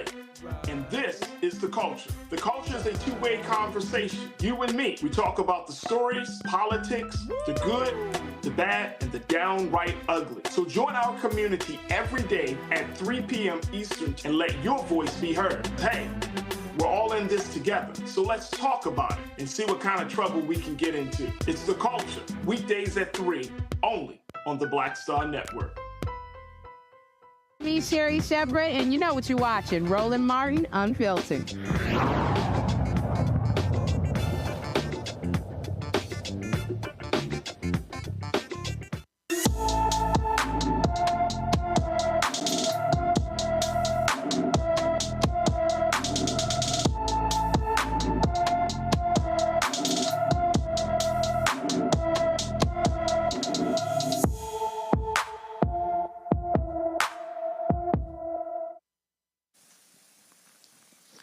It's been almost a year since Kamisha Douglas disappeared from her Boys Town, Nebraska home. The 15-year-old, who was last seen on February 19, 2023, is 5 feet 4 inches tall, weighs 140 pounds, with black hair and brown eyes. Anyone with information about Kamisha Douglas is urged to call the Boys Town, Nebraska Police Department at 402-498-1170, 402-498-1170. Folks, in Wichita, Kansas, police there are looking for the individuals who cut down the Jackie Robinson statue at a local park, only leaving the bronze shoes. Police say the theft, which was caught on surveillance video, happened on Wednesday. A truck is driving around the area where the statue is located just before midnight. Later, a few people are seen walking around the area. The suspects approach the statue and remove it from the base. The truck then re-enters the scene and backs up to the statue. The suspects were then seen loading the statue into the back of the truck before it took off just before 12:20 a.m. The damage is estimated at $75,000. If you have any information about the stolen statue, you can call the Wichita, Kansas Police Department at 316-268-4407, 316-268-4407. So, my goodness, folks out here just snatching black statues on Congo. Oh, my goodness. Wow. Like, what's the plan here, right? Because you got two things. You can either think people who are going to try to sell it. I don't know, people are going to try to buy a damaged statue. Or you got these racist folks out there who are going to try to defame it in some way, shape, or form. I remember I was speaking at a school once and they suspended a kid because, he took a cardboard cutout of Obama and he hung it, with a noose, right? So we always have to make room for these types of projects as well. But I don't really know where to go with this. I'm hoping that there's more cameras out there that will get out there and find these individuals, because it's very concerning. But in any way, shape, or form, regardless of who did it, it's another black great, having their statue destroyed or defaced. I'm thinking about the Emmett Till memorials, that regardless of what people do, whatever people put up, they're constantly attacking them, and they have to add more barriers, to protect it from the haters and the racists out there. And it's just really sad and unfortunate, because in this day and age, when people are applauding us taking down Confederate statues and the like, I'm hoping that this isn't the sign of some type of, backlash, or we should say, white lash going against statues of black people that are up there, that are up as well, with some type of false equivalency. And so I'm really interested to see who did this and why, and also making sure that they're punished to the fullest extent of the law, because it's disgraceful and despicable. I mean, look, it just makes no sense. It's crazy. And the last thing, Renita, you want to do is have to slap, put a cage around the dadgum statue. But hopefully these folks are caught and the Jack Robinson statue is returned.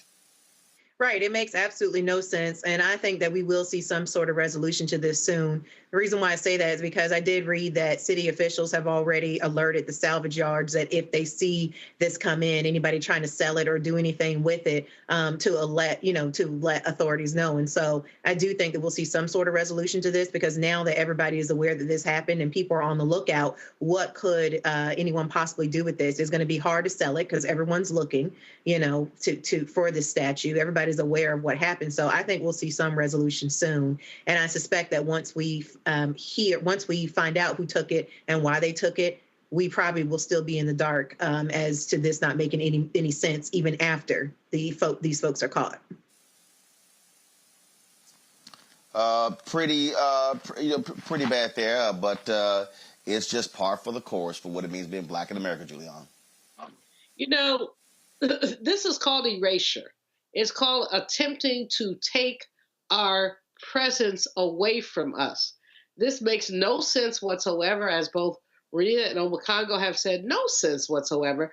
But basically what does make sense is that we're sitting in a place of extreme anti-blackness, where that statue was an affront to somebody. And our existence is an affront to somebody. And that's why, Roland, in your book, with the book about crazy white people, White Fear, they cannot stand our excellence. And that Jackie Robinson was nothing more than excellence. And our excellence refutes all of their nonsense. But it doesn't make any sense, except for in the context of a Ron D. Satan, who has just said that sociology is not a required class in state-supported Florida universities, which there's so many things that rain down on anti-blackness. I hope they find the people. They will. You can't get rid of a big old statue like that. I hope they find them. I hope they're punished to the full extent of the law. But more than that, I hope that we use this as a teachable moment. Who could be against the amazing legacy of a black man who basically shattered every barrier? Well, who could be against it? Folks who did not think we ever had the capability of doing that. I am repulsed, and I think we all are, about this. But at the same time, let's make this a teachable moment. All right, folks, right now, though, we're going to go to a break. We'll be right back. Roland Martin Unfiltered on the Black Star Network. Next on the Black Table with me, Greg Carr. We look at the history of emancipation around the world, including right here in the United States, the so-called end of slavery. Trust me, it's a history lesson that bears no resemblance to what you learned in school. Professor Chris Manjapra, author, scholar, amazing teacher, joins us to talk about his latest book, Black Ghost of Empire, The Death of Slavery and the Failure of Emancipation. He explains why the end of slavery was no end at all, but instead a collection of laws and policies designed to preserve the status quo of racial oppression. The real problem is that the problems that slavery invented have continued over time. And what reparations are really about is saying, how do we really transform society, right? And stop racial violence, which is so endemic. What we need to do about it on the next installment of The Black Table, right here on the Black Star Network.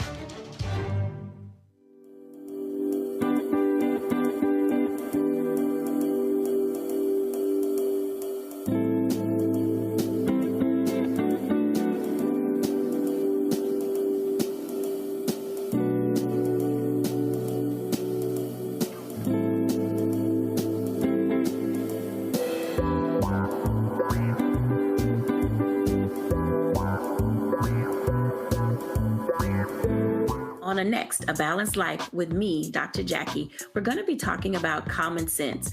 We think that people have it, know how to use it, but it is something that people often have to learn. The truth is, most of us are not born with it, and we need to teach common sense, embrace it, and give it to those who need it most, our kids. So I always tell the teachers to listen out to what conversations the students are having about what they're getting from social media, and then let's get ahead of it and have the appropriate conversations with them. On a next, A Balanced Life with me, Dr. Jackie, here at Black Star Network.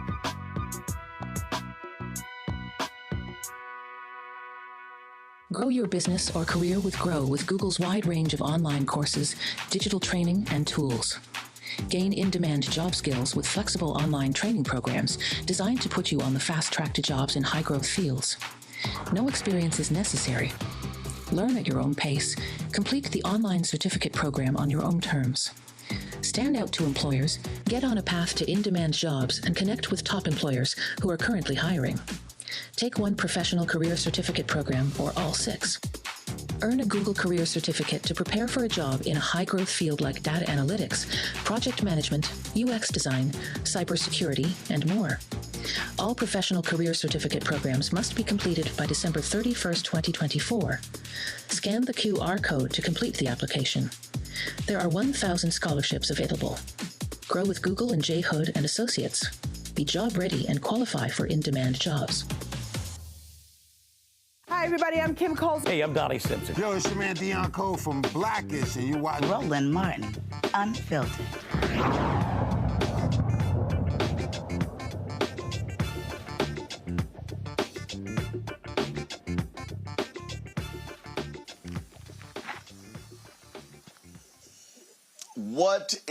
What is going on in America? We are facing a calamity. Individuals are losing their minds. They are angry. They are upset. They are beside themselves. They don't know what to do. They are troubled. These individuals cannot sleep. They cannot eat. They are literally losing their minds. They are under severe pressure and stress. High blood pressure is simply just going through the roof. What am I talking about? Largely white men in MAGA acting a fool because Taylor Swift attends NFL games. Y'all, have you followed these nutcase people? Even that fool Vivek, whatever the hell his name is. Oh, the NFL, there's a conspiracy in the NFL to rig the Super Bowl in order for us to see the left-leaning Taylor Swift. Do you know how nutty these people are? How many times do we watch NBA games and they will show a celebrity sitting courtside on the front row? Numerous times. But oh my God, what in the world is going on? Because, Taylor Swift. They now are making this thing, y'all, out to be about politics. My goodness, Taylor Swift, and she's gathered these young girls, and they're now registering to vote. And then, my goodness, Travis Kelce, what must we do? Because he took the vaccine. These people, they are indoctrinating our children. Y'all, I swear these people are nutcases. And this is why you cannot listen at all to these people on the right. Because they complain about everything. Oh, God, I'm not trying to watch an NFL game. And they keep showing. First of all, the NFL isn't showing Taylor Swift. The networks are. It's just stupid. It's just literally dumb. And what this goes to show you, and I'll start with Renita. What it goes to show you, these MAGA people are so insane. They are so out of control that they complain and whine about everything. I mean, everything. This is why Donald Trump got to be defeated. Because you know what? Let's make them crazier. Let's just, again, every time they take a L, it's just another nail in the MAGA coffin. So let's give them more L's in November. I am not surprised that they are creating a conspiracy theory around why Taylor Swift is at NFL games, because we know that they are a huge fan, the MAGA crowd, of QAnon and conspiracy theories in general. I mean, this is partially what led them to do January 6th. This is also what led them to be a part of unmasking Pizzagate, as they called it. So these people love conspiracy, so I'm not surprised that they've now gotten one in relation to Taylor Swift. But the thing that I think about this is, you know, year after year, we're being told that NFL is losing support, losing money. Less and less people are fans of professional football. Every year we continue to see these reports talking about the decline of the NFL. Isn't Taylor Swift being at the NFL, at these games, good for the NFL to bring more attention and bring more support for the NFL? So I don't understand why people who support the NFL are anybody about anybody saying the NFL is declining, hold on, Nita. Anybody saying the NFL is declining, they're nuts, because the ratings keep going up. So, and they're the most profitable sports league. So anybody saying that, nah, that's a lie.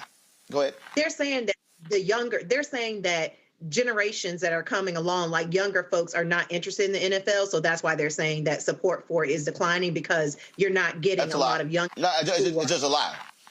It's just a lie. It's just a lie. I mean, the numbers prove it. It's just a lie. What I'll say to sum this up is exactly what Michael Harriot said about this today on Twitter, which is, I can't name one song that Taylor Swift sings, but I also know that I don't need to lose my mind because she showed up at an NFL game. So I don't understand why they're making a big deal out of this. They're making a big deal out of this, Amakongo, because when Taylor Swift went on social media and told people to register to vote, nearly 160,000 people did. This is the real deal. They are deathly afraid of her energizing young voters.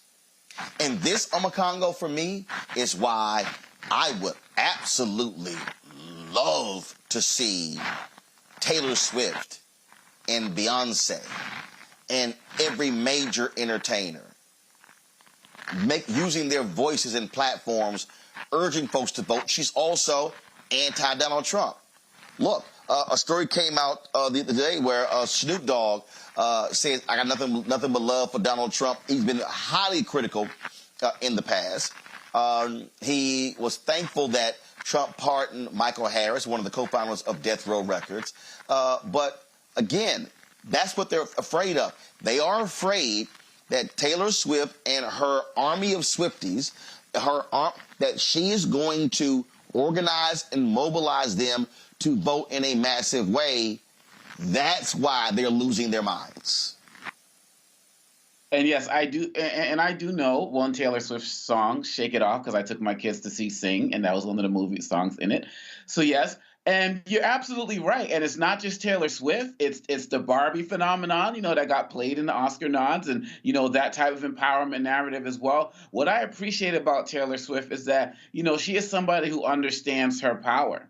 And she understands her power to be able to galvanize people. And I'm hoping that, more of that will be done as we get closer to the election. Like you said, registering, thousands of people to vote just by an Instagram post and the like, being critical of Trump in the past.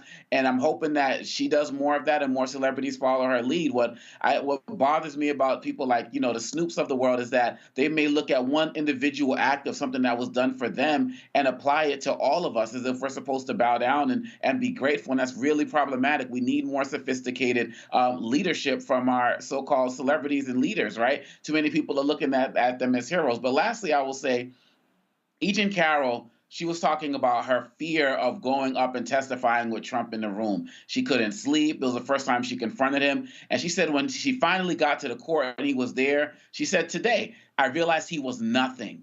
He has nothing. He's the emperor with no clothes. These guys have nothing else to run on.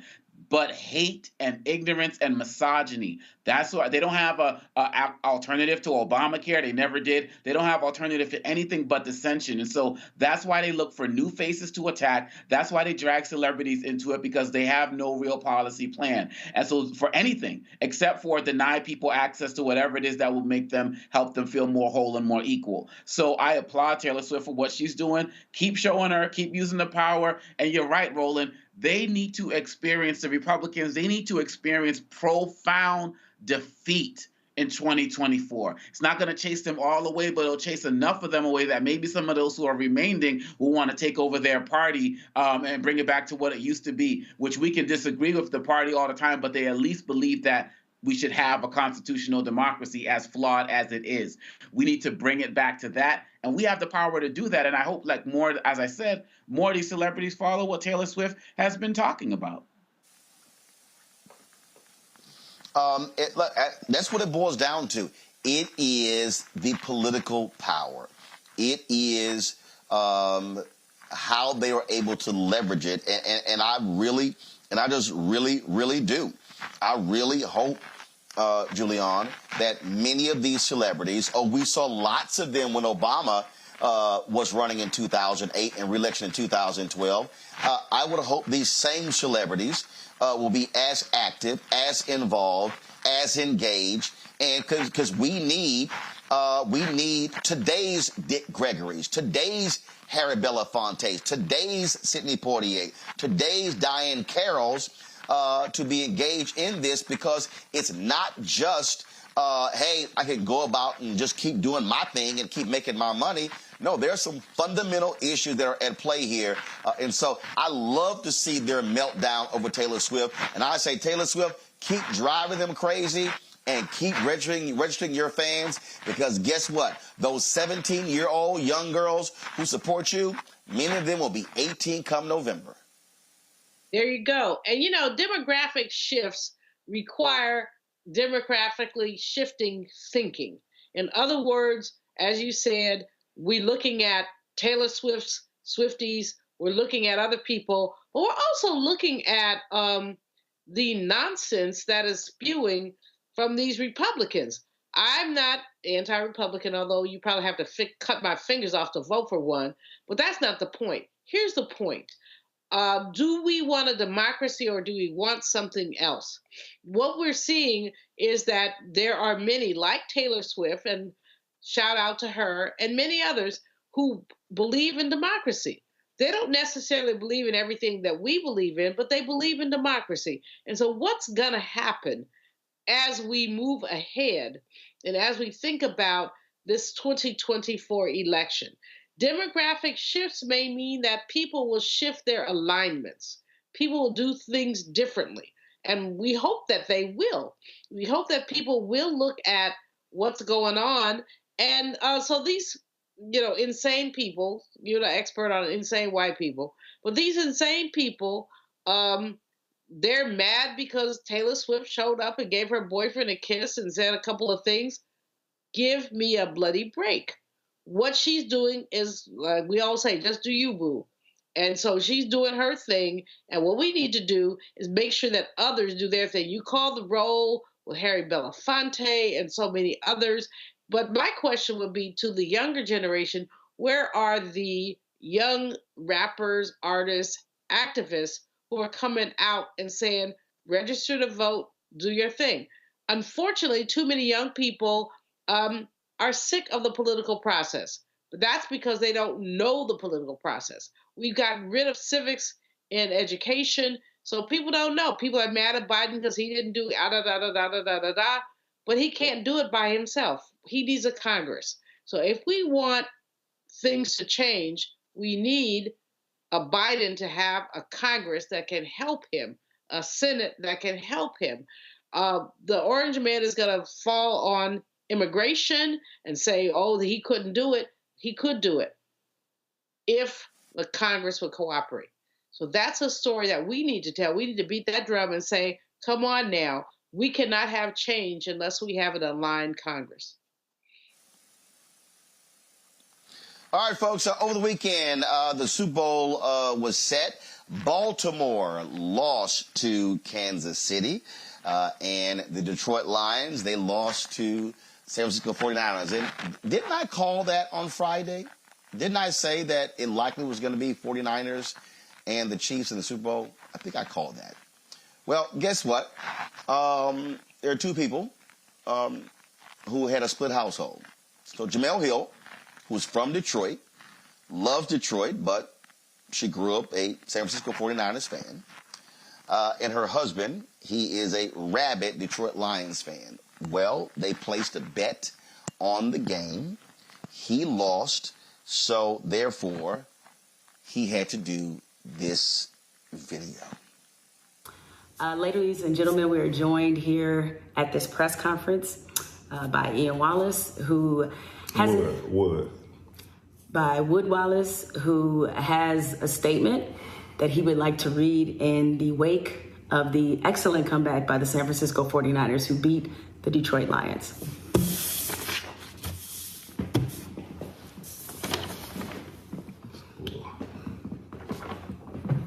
Hello, everybody. I come before you a humble man because my team, the Detroit Lions, lost to my wife's team, the excellent and resilient San Francisco 49ers. If you're wondering how I got here, let me explain. From the time it was decided that the 49ers and the Lions were going to play each other for the NFC Championship, I've been terrorizing my lovely wife with childish antics. I taunted her team and disrespected her 49ers merchandise. What's this word? Apologize to the 49er faithful for my immature behavior. I disrespected one of the great franchises in NFL history. I apologize to Brock Purdy for calling him Jimmy. What's that? How you say that? Garoppolo's twin. That was insulting. And since the Lions are quarterback, come on now, by the Dollar General Ryan Gosling, I should have not clowned such an excellent quarterback. In closing, I would like to add that my wife is much wiser than me. I'll one day learn to be as gracious as my wife, so that I may avoid this kind of public humiliation. Going forward, I will not ridicule her anymore for being a lifelong 49er fan. While the Lions are at home eating a wish sandwich, if appetizers. And what if appetizers? I'll be rooting for the 49ers in the Super Bowl. Go Niners. Not true. Wood Wallace will not be accepting questions at this time. Please allow him to have his privacy as he tries to get through this difficult moment. Thank you. Wow.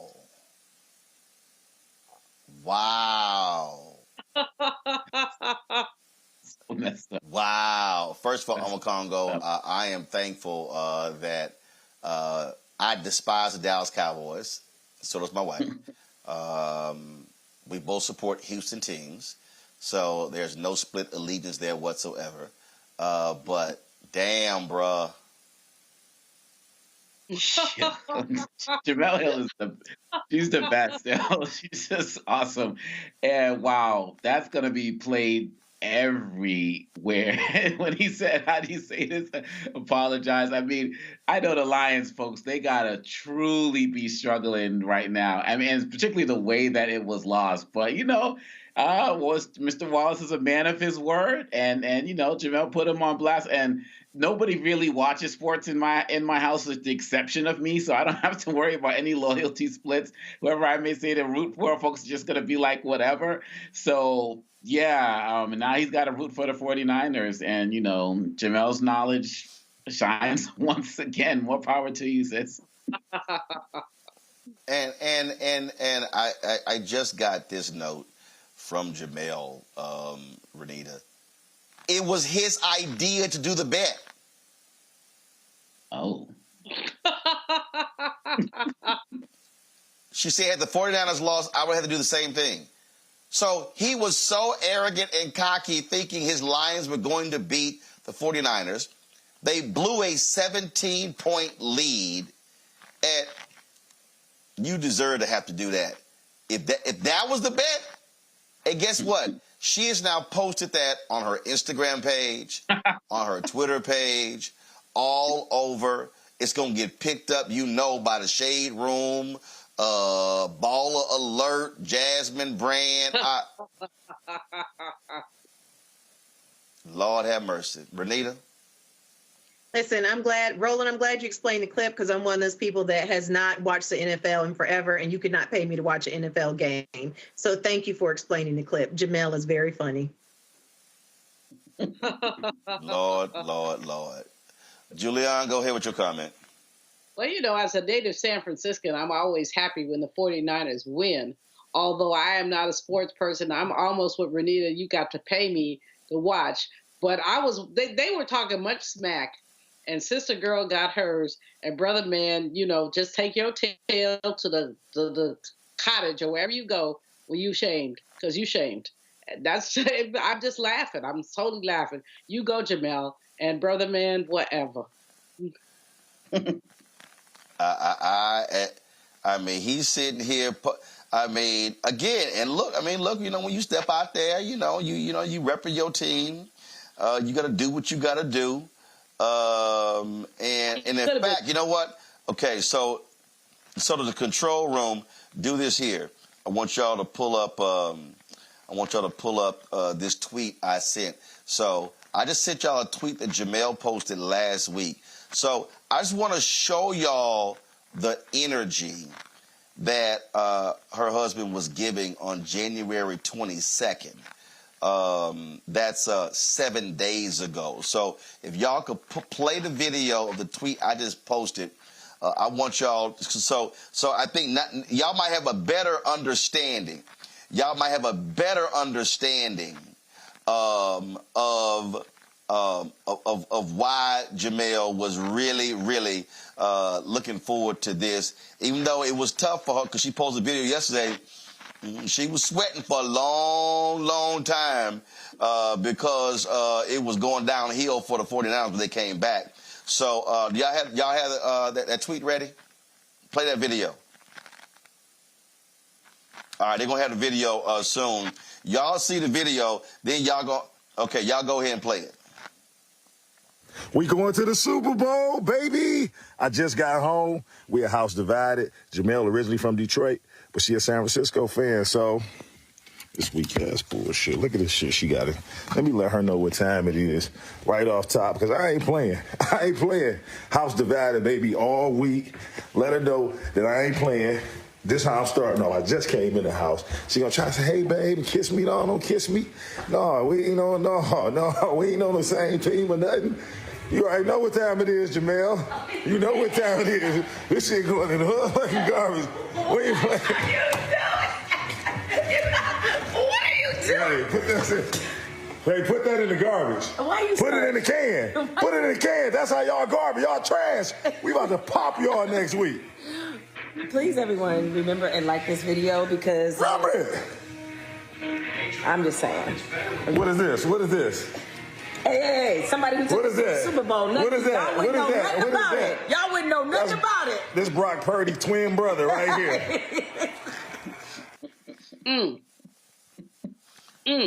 That was kind of aggressive, Omakongo. Yeah, he was just putting it all out there.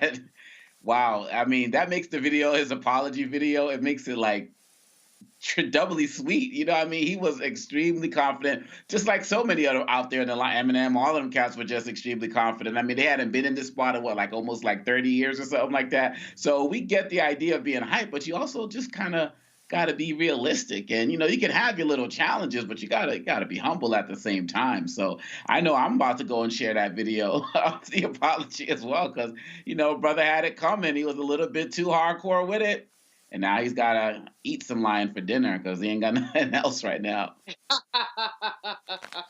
Oh, yeah. She's Renita, she said he been terrorizing her all week.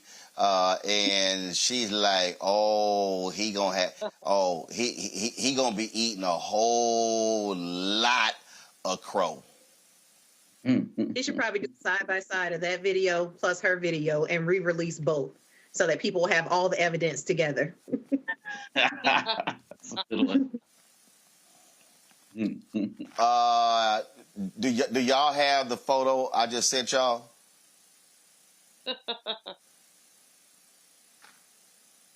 So let me know y'all have it up. Julian, I'm telling you, I mean, he put a jersey in the trash. And he's sitting in the trash. That's called you might get cut. Well, now he's sitting in the trash trying to figure out how to get out of it. I mean, this is hell-blucking hilarious to have this brother talking all this spit to this sister, and then she prevails. But you know, the Niners always, I'm telling you, I haven't been to a Super Bowl probably in 15 years. I used to go all the time. Well, the Niners are the bomb. When they in there, they produce. And so they were 17 points down, whatever. And he just needed to know better. And so now he got to do better because he got clowned. And he got clowned. I'm just laughing. I'm sitting here laughing. You go, Jamel. And brother, step. Well, one of the other reasons why I wanted to go ahead and play the extended, because I was only going to play just the first video that Jamel posted, but I wanted to go ahead and I wanted to rub it in further because see, this is what happens when you pledge this youth group.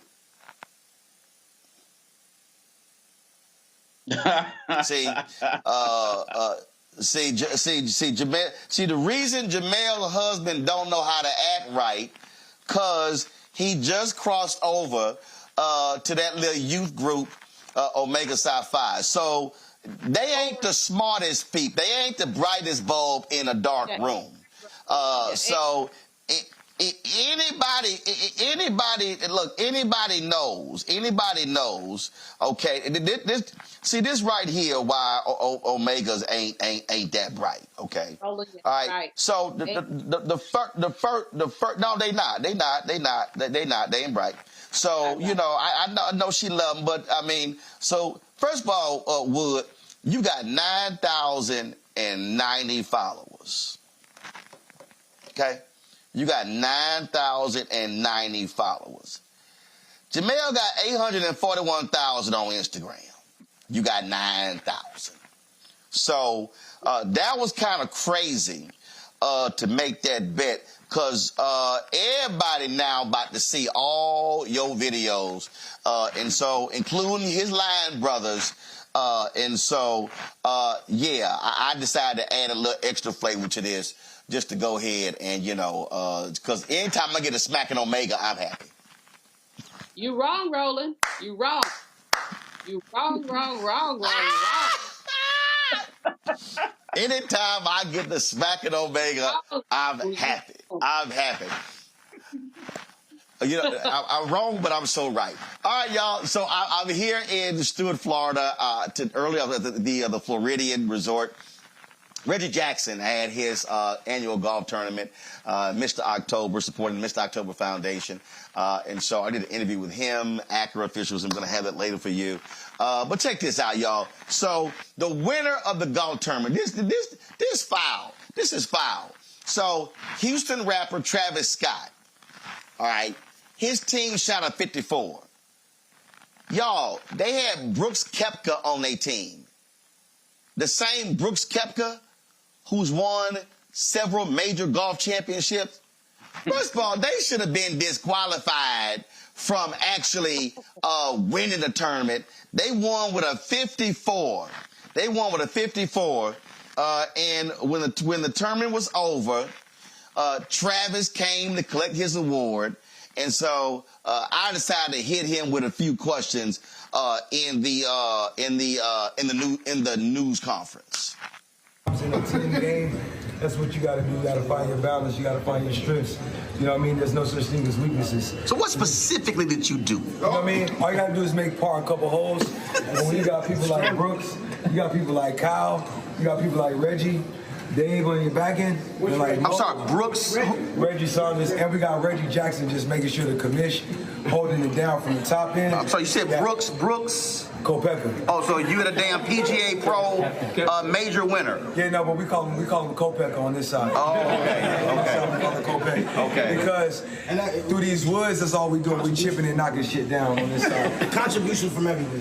And you know, I'm overly thankful, man. You know, I don't really receive a lot of awards, and today to go out there and win them, it's a good heartfelt win and a good team win. So we're gonna take this down for everybody here. This is your first golf trophy? This is my first golf trophy. We won one last year. We did? No. We won that one 2 years ago. Second place on. Oh, y'all took it home, but you didn't win it. But it wasn't that one. You dig what I'm saying? And today we got this one. And this one right here is the one that really matters right here. Yeah, I'm about to go celebrate with this. A couple cacti, some Sikoro, you know what I mean? Anybody's tequila of choice. Just meet me at the bar. Reggie Jackson, thank you for having everybody coming to this right here. Miss October Foundation, separate line and good competing, man. Anything that can be done for a cause is always A1 in our book. So you're coming back next year to defend? Oh yeah, we come back next year to defend, and the year after that, and the year after that. You know what I'm saying? Once you get one, you gotta hold on to it forever. You know what I'm saying? So we're gonna break this down on ESPN. We got the analysts and all the replay videos. We're gonna have that for y'all tomorrow. Yeah, we love y'all, man. Peace and good night. Picture of you and Reggie. Y'all, so that was a lot of fun. About $900,000 was raised for the Mr. October Foundation. So we had a great time, and so they're certainly doing a lot of great educational things. It was Hall of Famers all over the golf course today. Jeff Bagwell, Mike Schmidt, George Brett, Johnny Bench, Ken Griffey Jr., Lawrence Taylor, Dr. J, Thurman Thomas, Jim Kelly. Andre Dawson, Ozzie Smith, my man Warren Moon from H-Town. Then, of course, they had Nick Saban was here as well. Had other greats, 50 Cent, Slim Thug, Bun B, as well as Dave Chappelle. So we had a great time. So I'll be posting a lot of those photos on social media for y'all to check out. And let me give a last shout out here, folks. So over the weekend, Saturday I was in Toledo. University of Toledo, speaking at a conference there. I had a fabulous time speaking to those young men and women. It was I'm going to get the actual name right for y'all, so just give me a second. It was the 40th annual Toledo Excel Conference for Aspiring Minority Youth.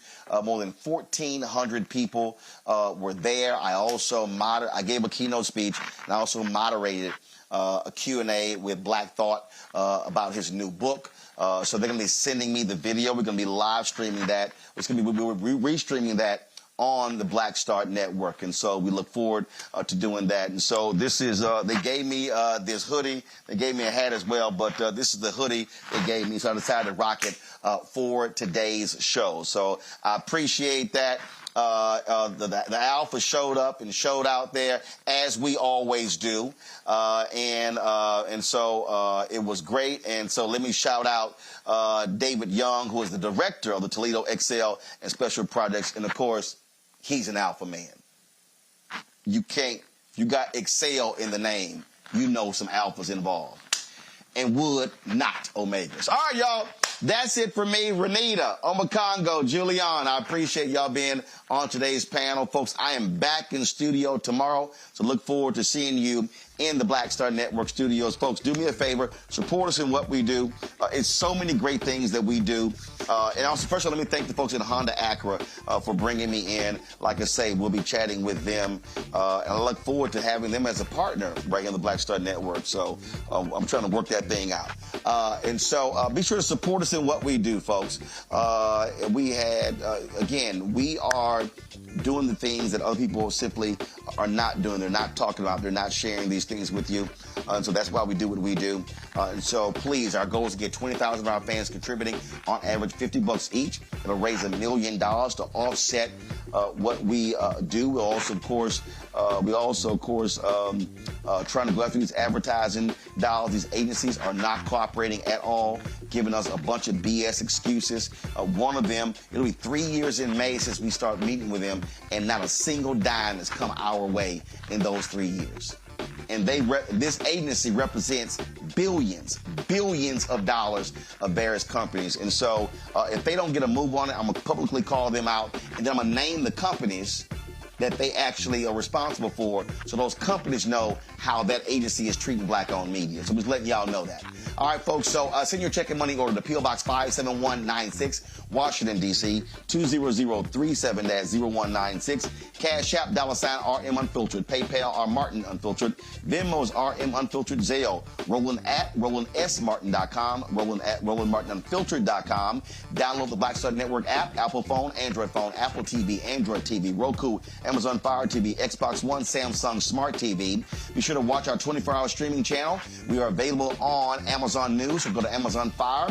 You can also say, Alexa, play news from the Black Star Network. You can check us out on Plex TV, Amazon Freebie, and Amazon Prime Video. And be sure to get a copy of my book, White Fear, How the Browning of America is Making White Folks Lose Their Minds. Available at bookstores nationwide, Barnes & Noble, Amazon, Target, Books A Million. Download the audio version on Audible. Folks, that's it. I'll see y'all tomorrow. Holla! Black Star Network is here. Oh, no punch! I'm real revolutionary right now.